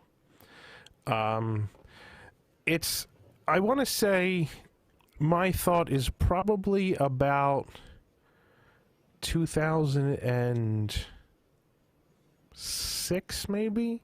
So it's right about the time. So Iger took over from Eisner. Iger took over from Eisner in 2004. There was still, I went to the shareholders meeting in 2004. It was pretty amazing, actually. Iger took over from Eisner in 2004. The shareholders meeting was in the spring. Maybe it was like even late winter, like February, March-ish. And at that point, attendance was still pretty low due to 9/11. Things weren't really back to what you would sort of expect. And so I think, I mean, I remember going to Disney several times, 2002, 2003, 2004, and things were great. The crowds were very low. I thought guest satisfaction was pretty high. I was pretty, I stayed in, I had DVC at that point, so I was in DVC hotels. Things were good. I think it was when the crowd started to climb again after that, 2005, 2006, when they started making a lot of money and the parks got crowded. I think that's when they stopped caring. They got through that sort of economic hurdle of 9/11, and then they started making money and they started not caring. And then even when there was a recession in 2008-9, they didn't go back to that, actually, let's care about the customer thing. They just sort of powered through it. And so, yeah. That's my thought. It's pretty much 2005-06 time frame is when they really stopped caring.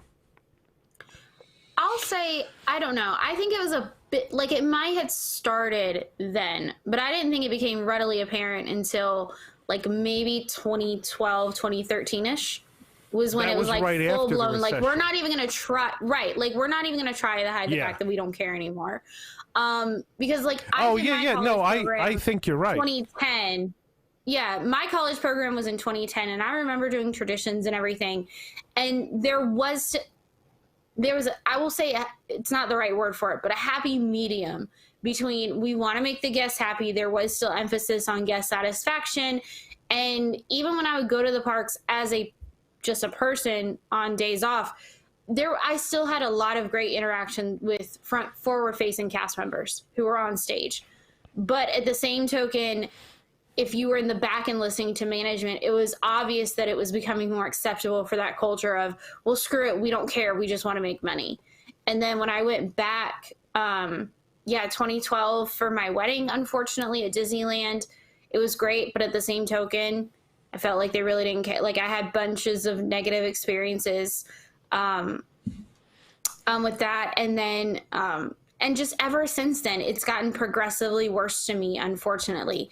One of the last times I was there, God bless her, and I know there's a lot of construction, but we straight up had a bus get lost and leave property and then make an illegal U-turn at night over by Gaylord Palms where there's no streetlights or anything, to get back on property.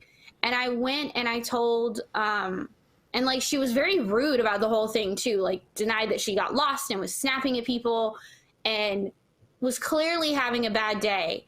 But it was so bad that it was myself and actually a cast member who was off work, went to guest relations at Disney Springs, which is where we were trying to go. They did not care. I have been to guest relations at Disney Springs a couple of times. They just don't care. Like, they'll be like, oh, I'm sorry, that sucks. Nothing. There was another point where we were at Studios, torrential downpour.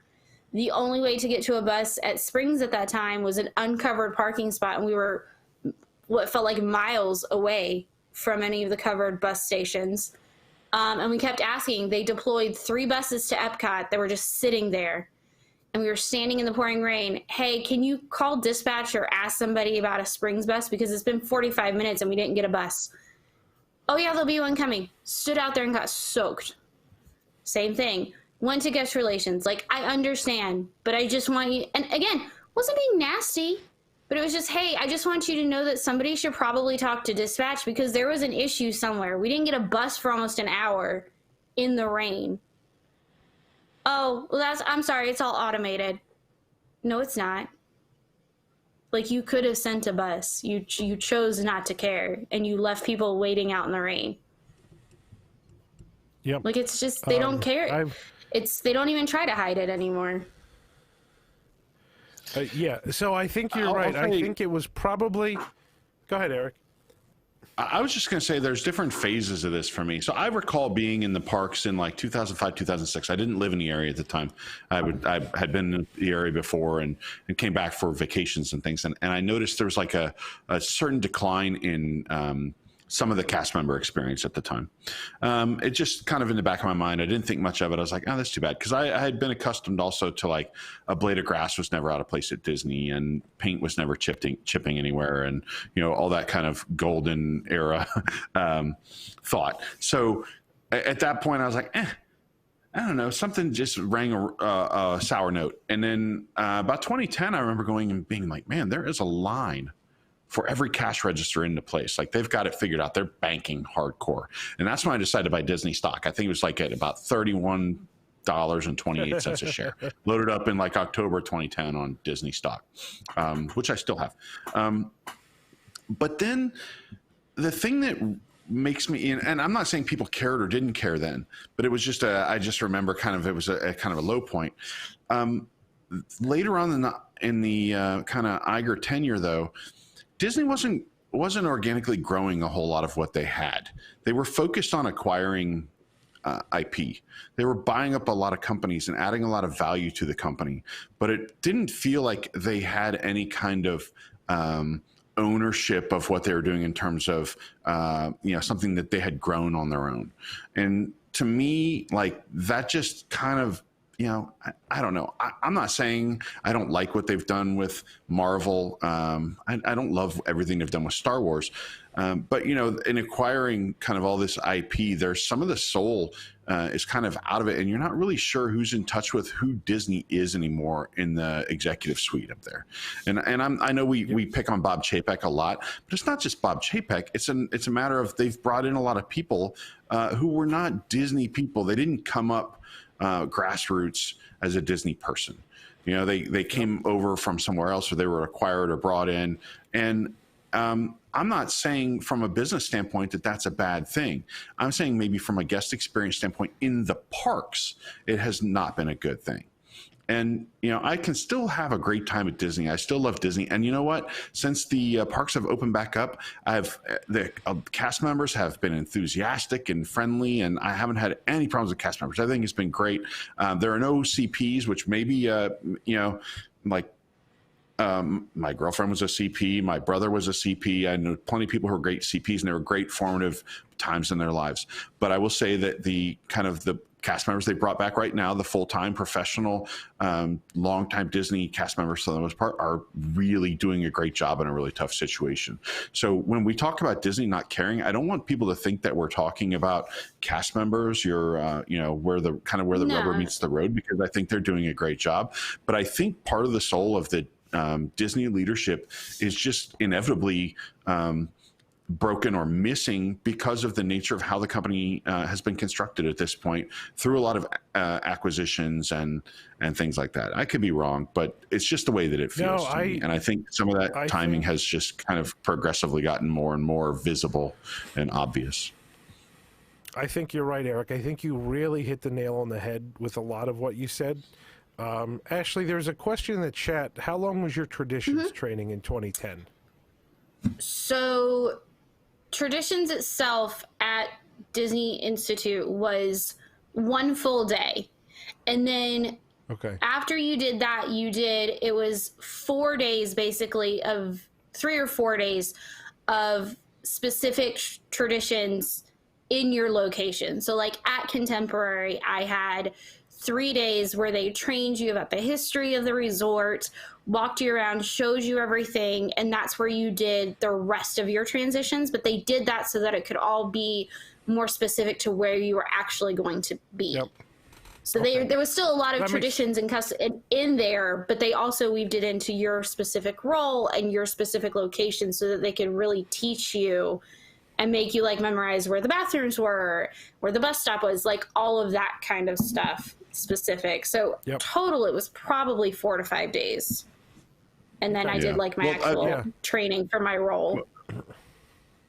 One more thing is people know if they're going to be a Disney cast member, you're going to probably sacrifice money and things like that to be part of creating these amazing guest experiences. So a Disney cast member sacrifices some of that upward mobility, some money to basically be underpaid, and the silver lining is the perks of the job. And I mentioned this in a Facebook comment the other day. They can't go to the parks now. They're blocked out. Like, what are your cast member perks at this point? They have some good discounts that I think expire like tomorrow. Like, other than that, you can't really go to the parks. Most of those people haven't been able to really go to the studios since when? December? You know, and they work there. These are the, you know, I mean, it's got to be tough on the cast members right now to try to have a positive attitude through this, because in addition to all the other stuff, they don't even get any really kind of what the main perk of being a cast member is, which is being able to come and go in all the parks and enjoy all that stuff. They can't do it. Yep. I think what Ashley said is spot on. Eric, what you said is spot on. We're getting to the end of our 2-hour slot. I never really would have thought this episode would have gone for 2 hours. But there was another question in the chat about CPs, and I think we talked about CPs a bit. It's clear to me from my experiences in the past 2 months of being there twice over the past 2 months that the guest service right now is way better than it was last year. And to me, that is a testament to all of the cast members who are there now, who are working, because many of them have been around for a long time and have invested a huge portion of their life into the Walt Disney Company. These are longtime, full-time cast members. They were there when Traditions was a week long.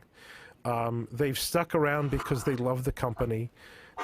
They've made it through ups and downs and all kinds of things, and they really care about their job. They care about the guest experience, and those are the cast members that are working now, just simply because they're the ones that have the most seniority. And so those are the cast members that back in 2003 were the ones that were making every guest experience great.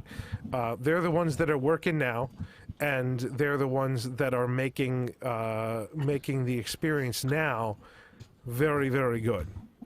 When you bring in a whole bunch, and it's not specifically to CPs. I don't want to say the CPs are any better or worse than any other cast member, but when you bring in a bunch of new people, whether they're CPs or regular cast members or whatever, when you bring in a bunch of new people and you don't properly train them and you pay them less than the competitive wage for the area, and don't give them any perks or benefits, there's no reason that those people want to do a good job. You're not giving them any motivation to do anything above and beyond the bare minimum at their job.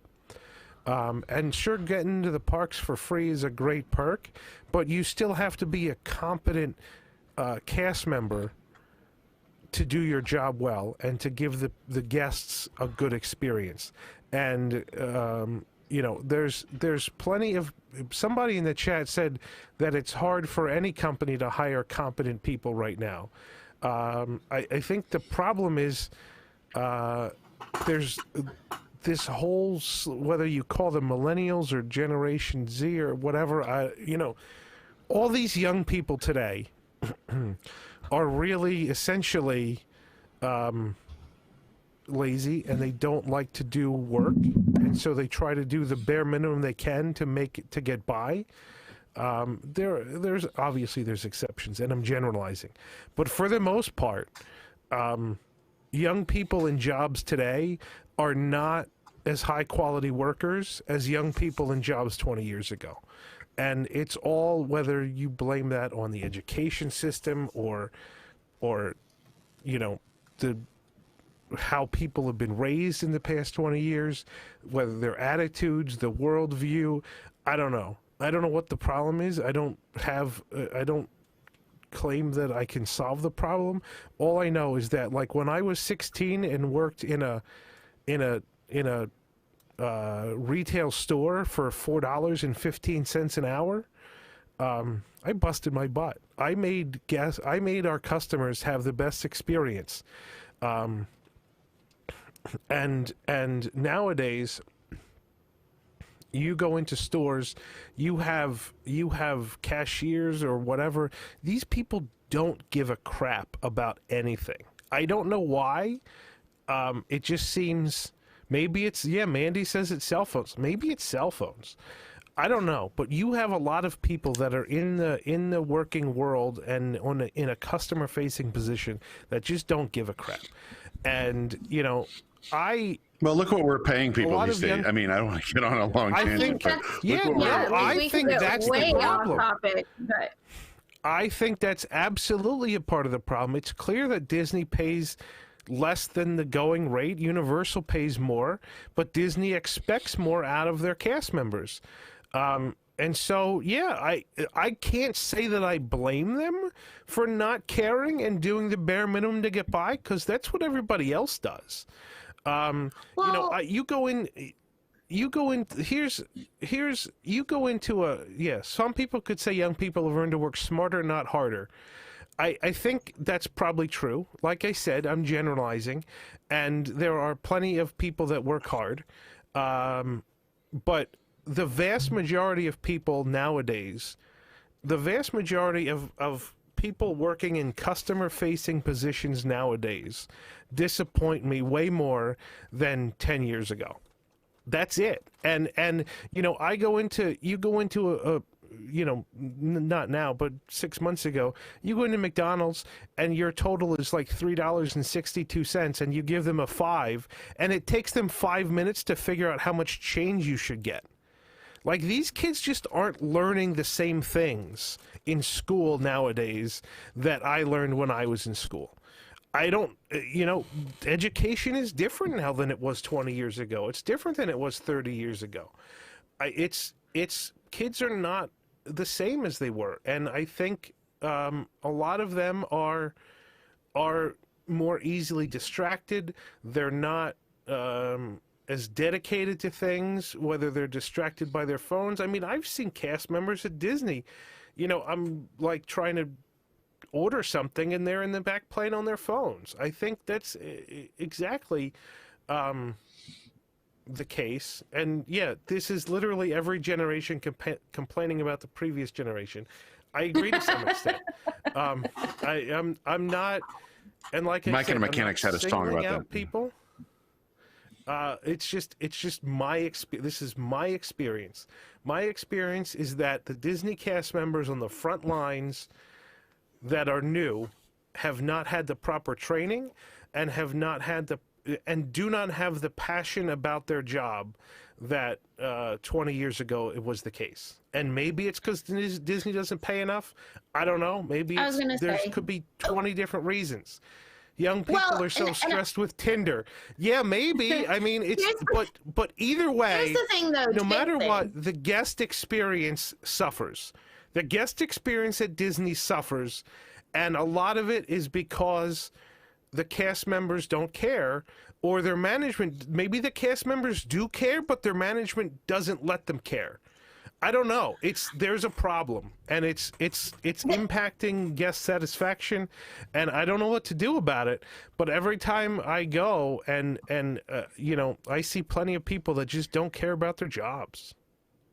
Here's the thing. I'll take up for the cast members here for a second, because I think a lot of it is, and Eric kind of touched on this. One, they're getting paid a minimum wage, and some people mentioned in the chat too, like, it's a rough job.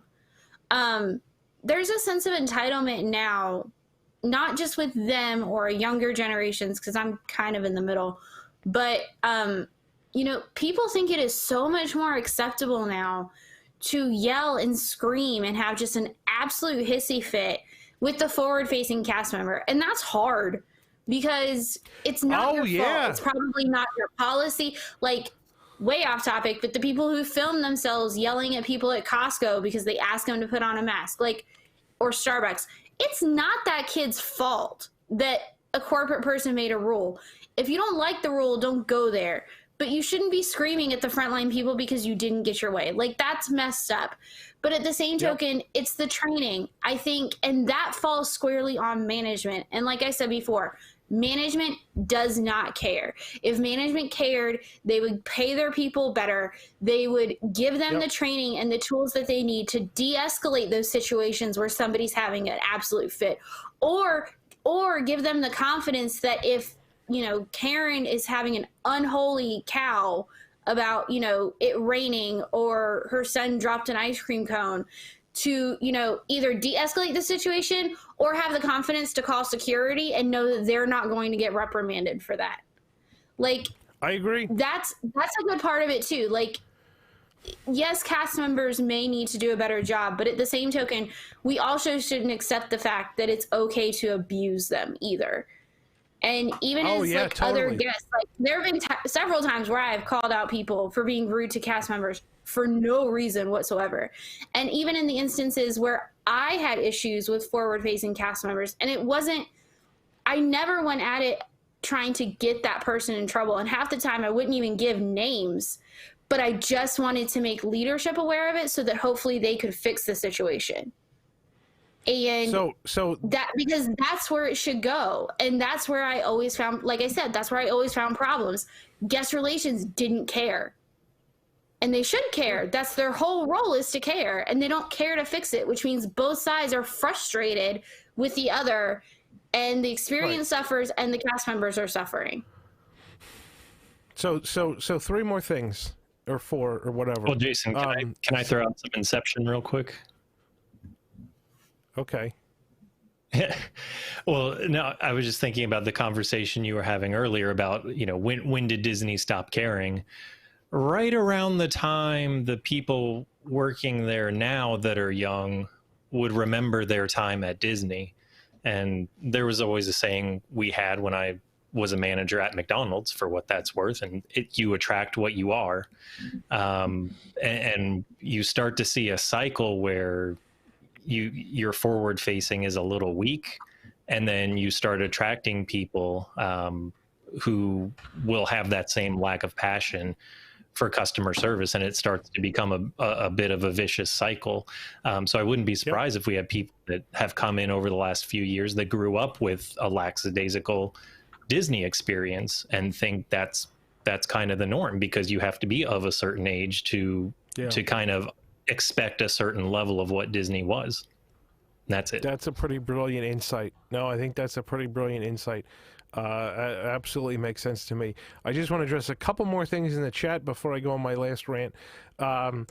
Daniel says the issue is you're blaming young people and painting them as a lazy generation, when really it's the failure of the older generations not maintaining a consistent message in education. I agree 100%.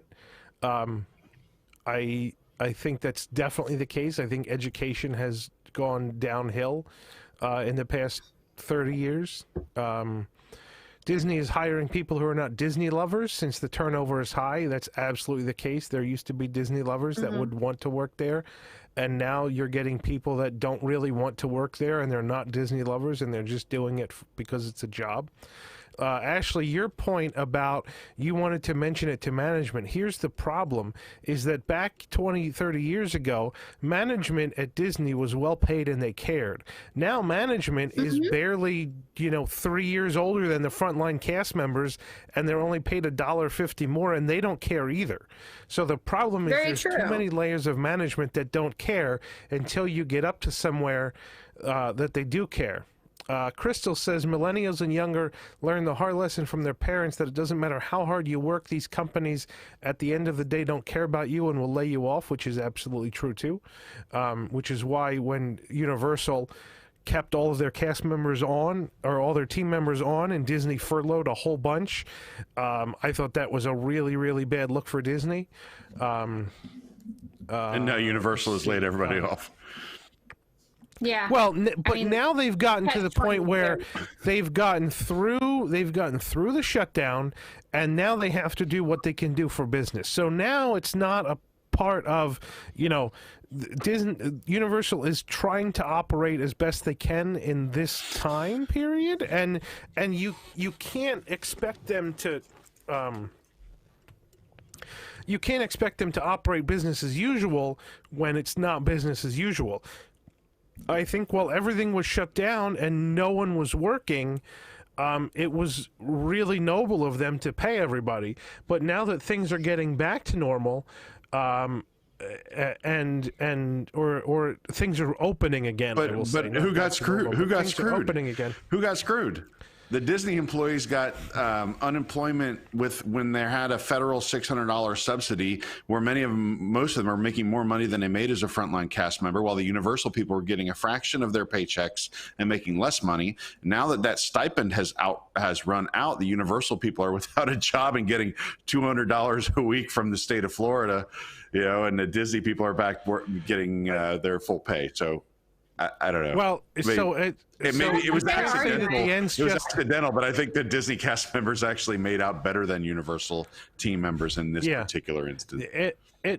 Yeah, they ended up getting screwed, and that's a political issue. It's not, it's not. You can't say that's Disney or Universal's fault. It's completely a political issue with the unemployment bonus.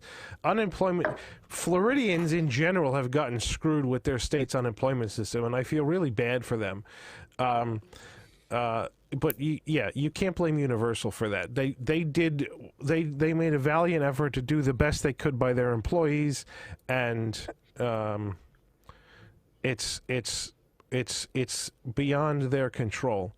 But the last thing I want to say for today.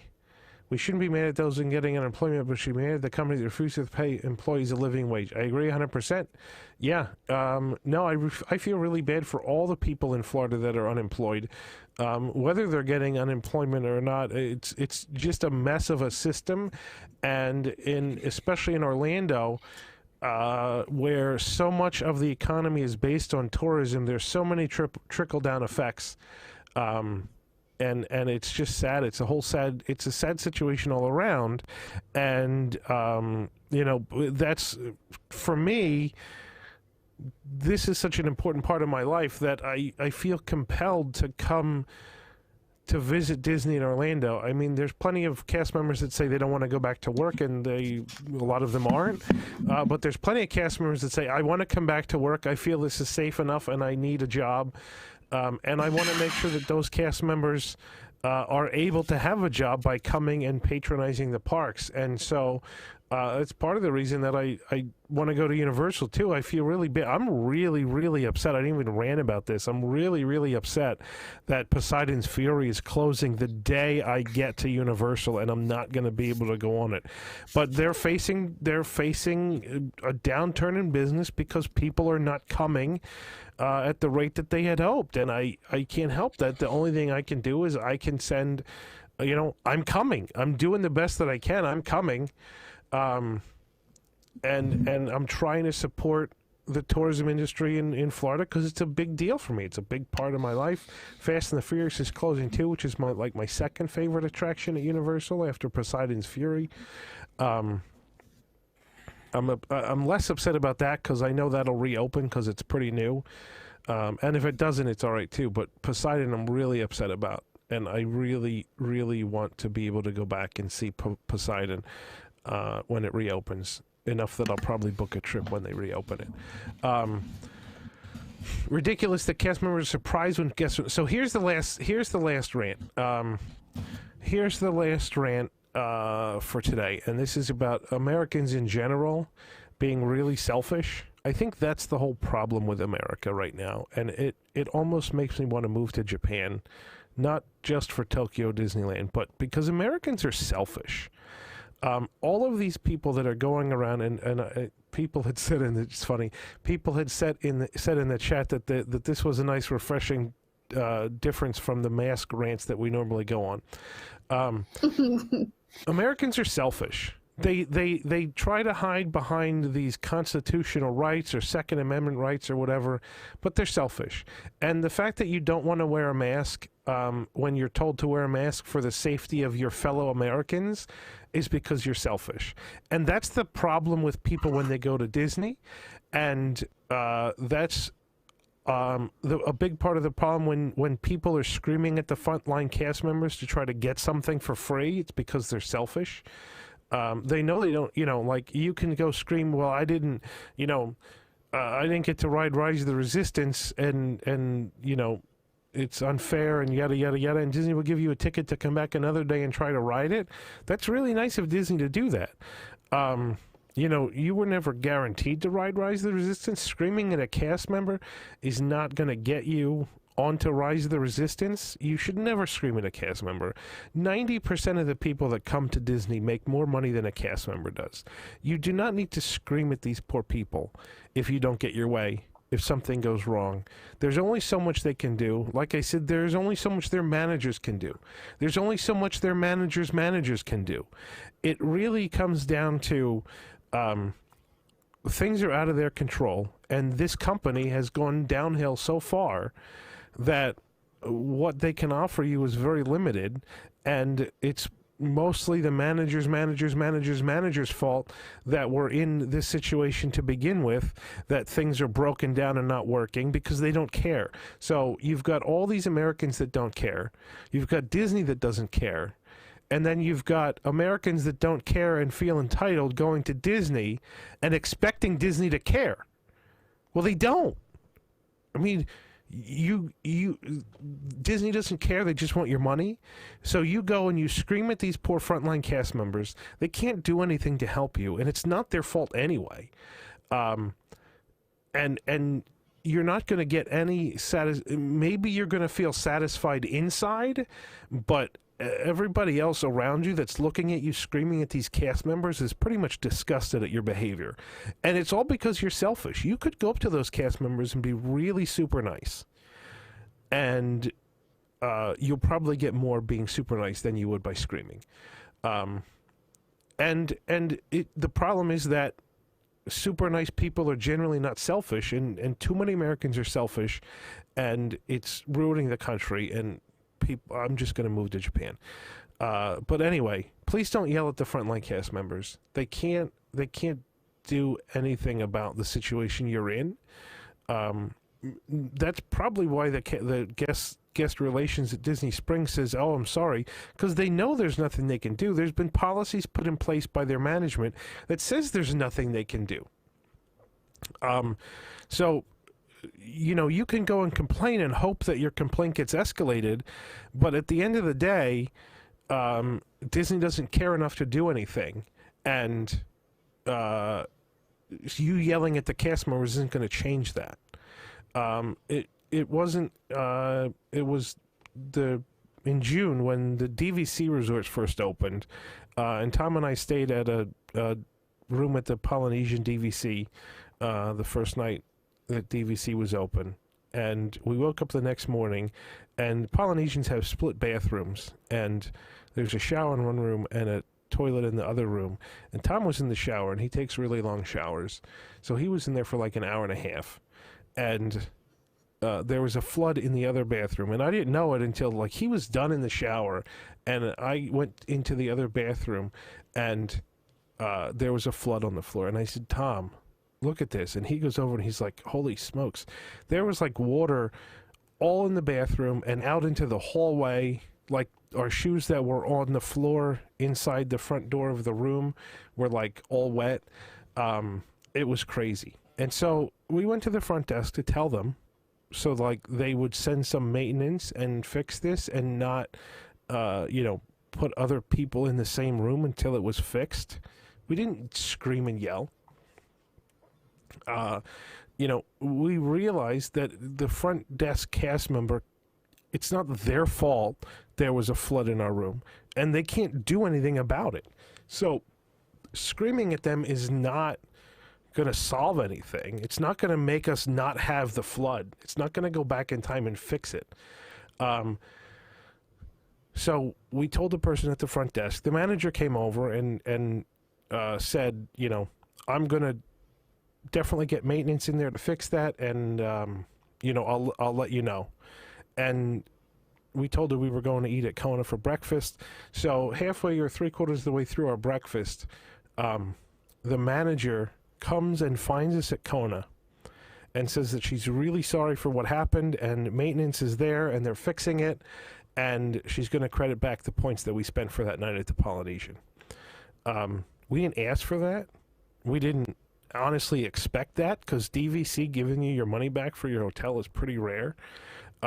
We just went and told the front desk what happened, and that it wasn't, you know, this isn't up to Disney standards, and it's obviously a maintenance issue. And sure, it's the first time the hotel was open and had people in it for 3 months. That's probably a big part of it, you know. But we go back to the room after breakfast, and there's like 6 guys digging in the dirt outside the room, probably trying to figure out where the problem is with the pipes. But being really nice probably convinced that manager that she should do something for us, and gave us the points back for that room. So it's kind of like, you know, we could have screamed. We could have said, the other thing is, when these people go scream at cast members, they're like, my whole vacation is ruined because there was a flood in my room one night. I mean, no, your whole vacation isn't ruined. And if that was the deal, like if that could ruin your whole vacation, you got a problem. So you go and you scream at these cast members, and you say your whole vacation is ruined because of what happened. Well, A, they know you're just yelling for no reason. They're not going to be nice to you. They're not going to feel like they're also not going to feel compelled to do anything for you, because A, they know you're selfish, and they're probably selfish too, but at the same time, you're being rude to them, and they make $12 an hour. They don't have to do anything, and if you're rude to them, they're not going to do anything. So honestly, it behooves you to be nice to them. And that's the other thing, is that so many of the cast members now are so nice. They're so genuinely happy to see customers come back to Disney, and they're really, really nice. It's hard. It's much harder to yell at a cast member who's nice and willing to help than one who doesn't care that you're there. But anyway, yes, the only people in Disney staff you should yell at are the higher ups and the IT people, which absolutely I agree.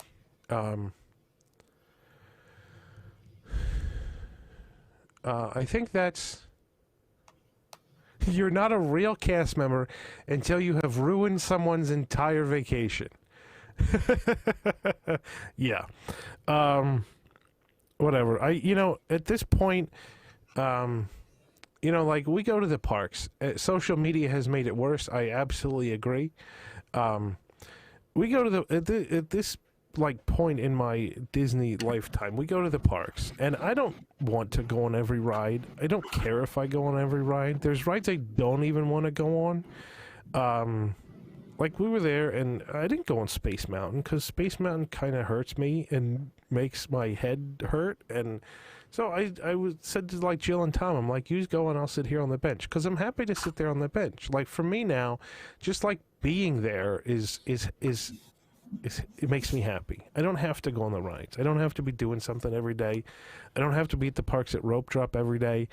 I'm just happy to be there and to go into the stores and, have the cast members happy that I'm there. Just makes me feel great. So,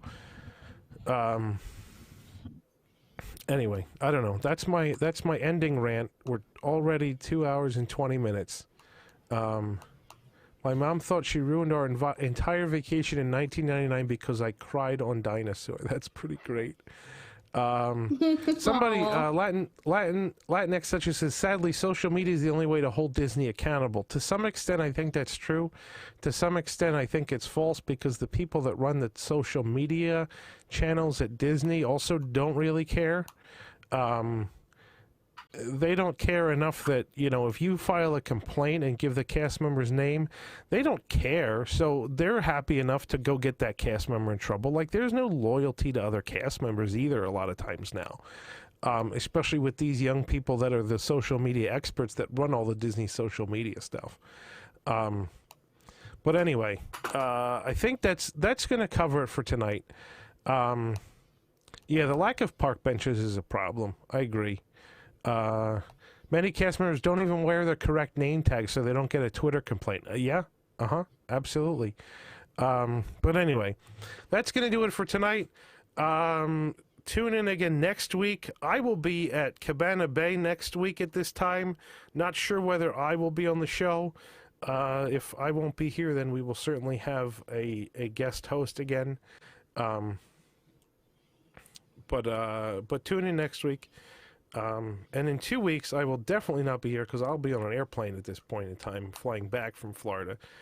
So 2 weeks, I think Rob has again offered to be the guest host. Can the guest host be Spencer?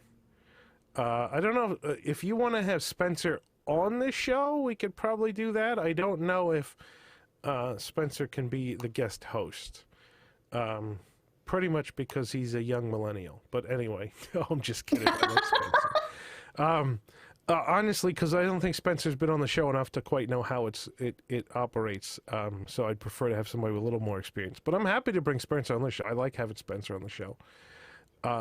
So maybe I'll try to talk him into coming on the show next week, especially because Tokyo's now reopening. So that might be an interesting thing for him to talk about. Thanks for watching, everybody. Russ the Robot. I love Russ the Robot. Thanks for watching, everybody. Have a good night. And we will see you next week at the same time, same place. Good night. Oh, wait. Don't, Kevin, sorry. I'd like to thank Kevin Lake, who's run the show for us tonight. And I'd also like to thank Eric and Ashley for being on tonight. I think Eric somehow had technical issues and dropped off the stream. But Ashley and I will say goodbye. And tune in next week. We'll see you. Good night.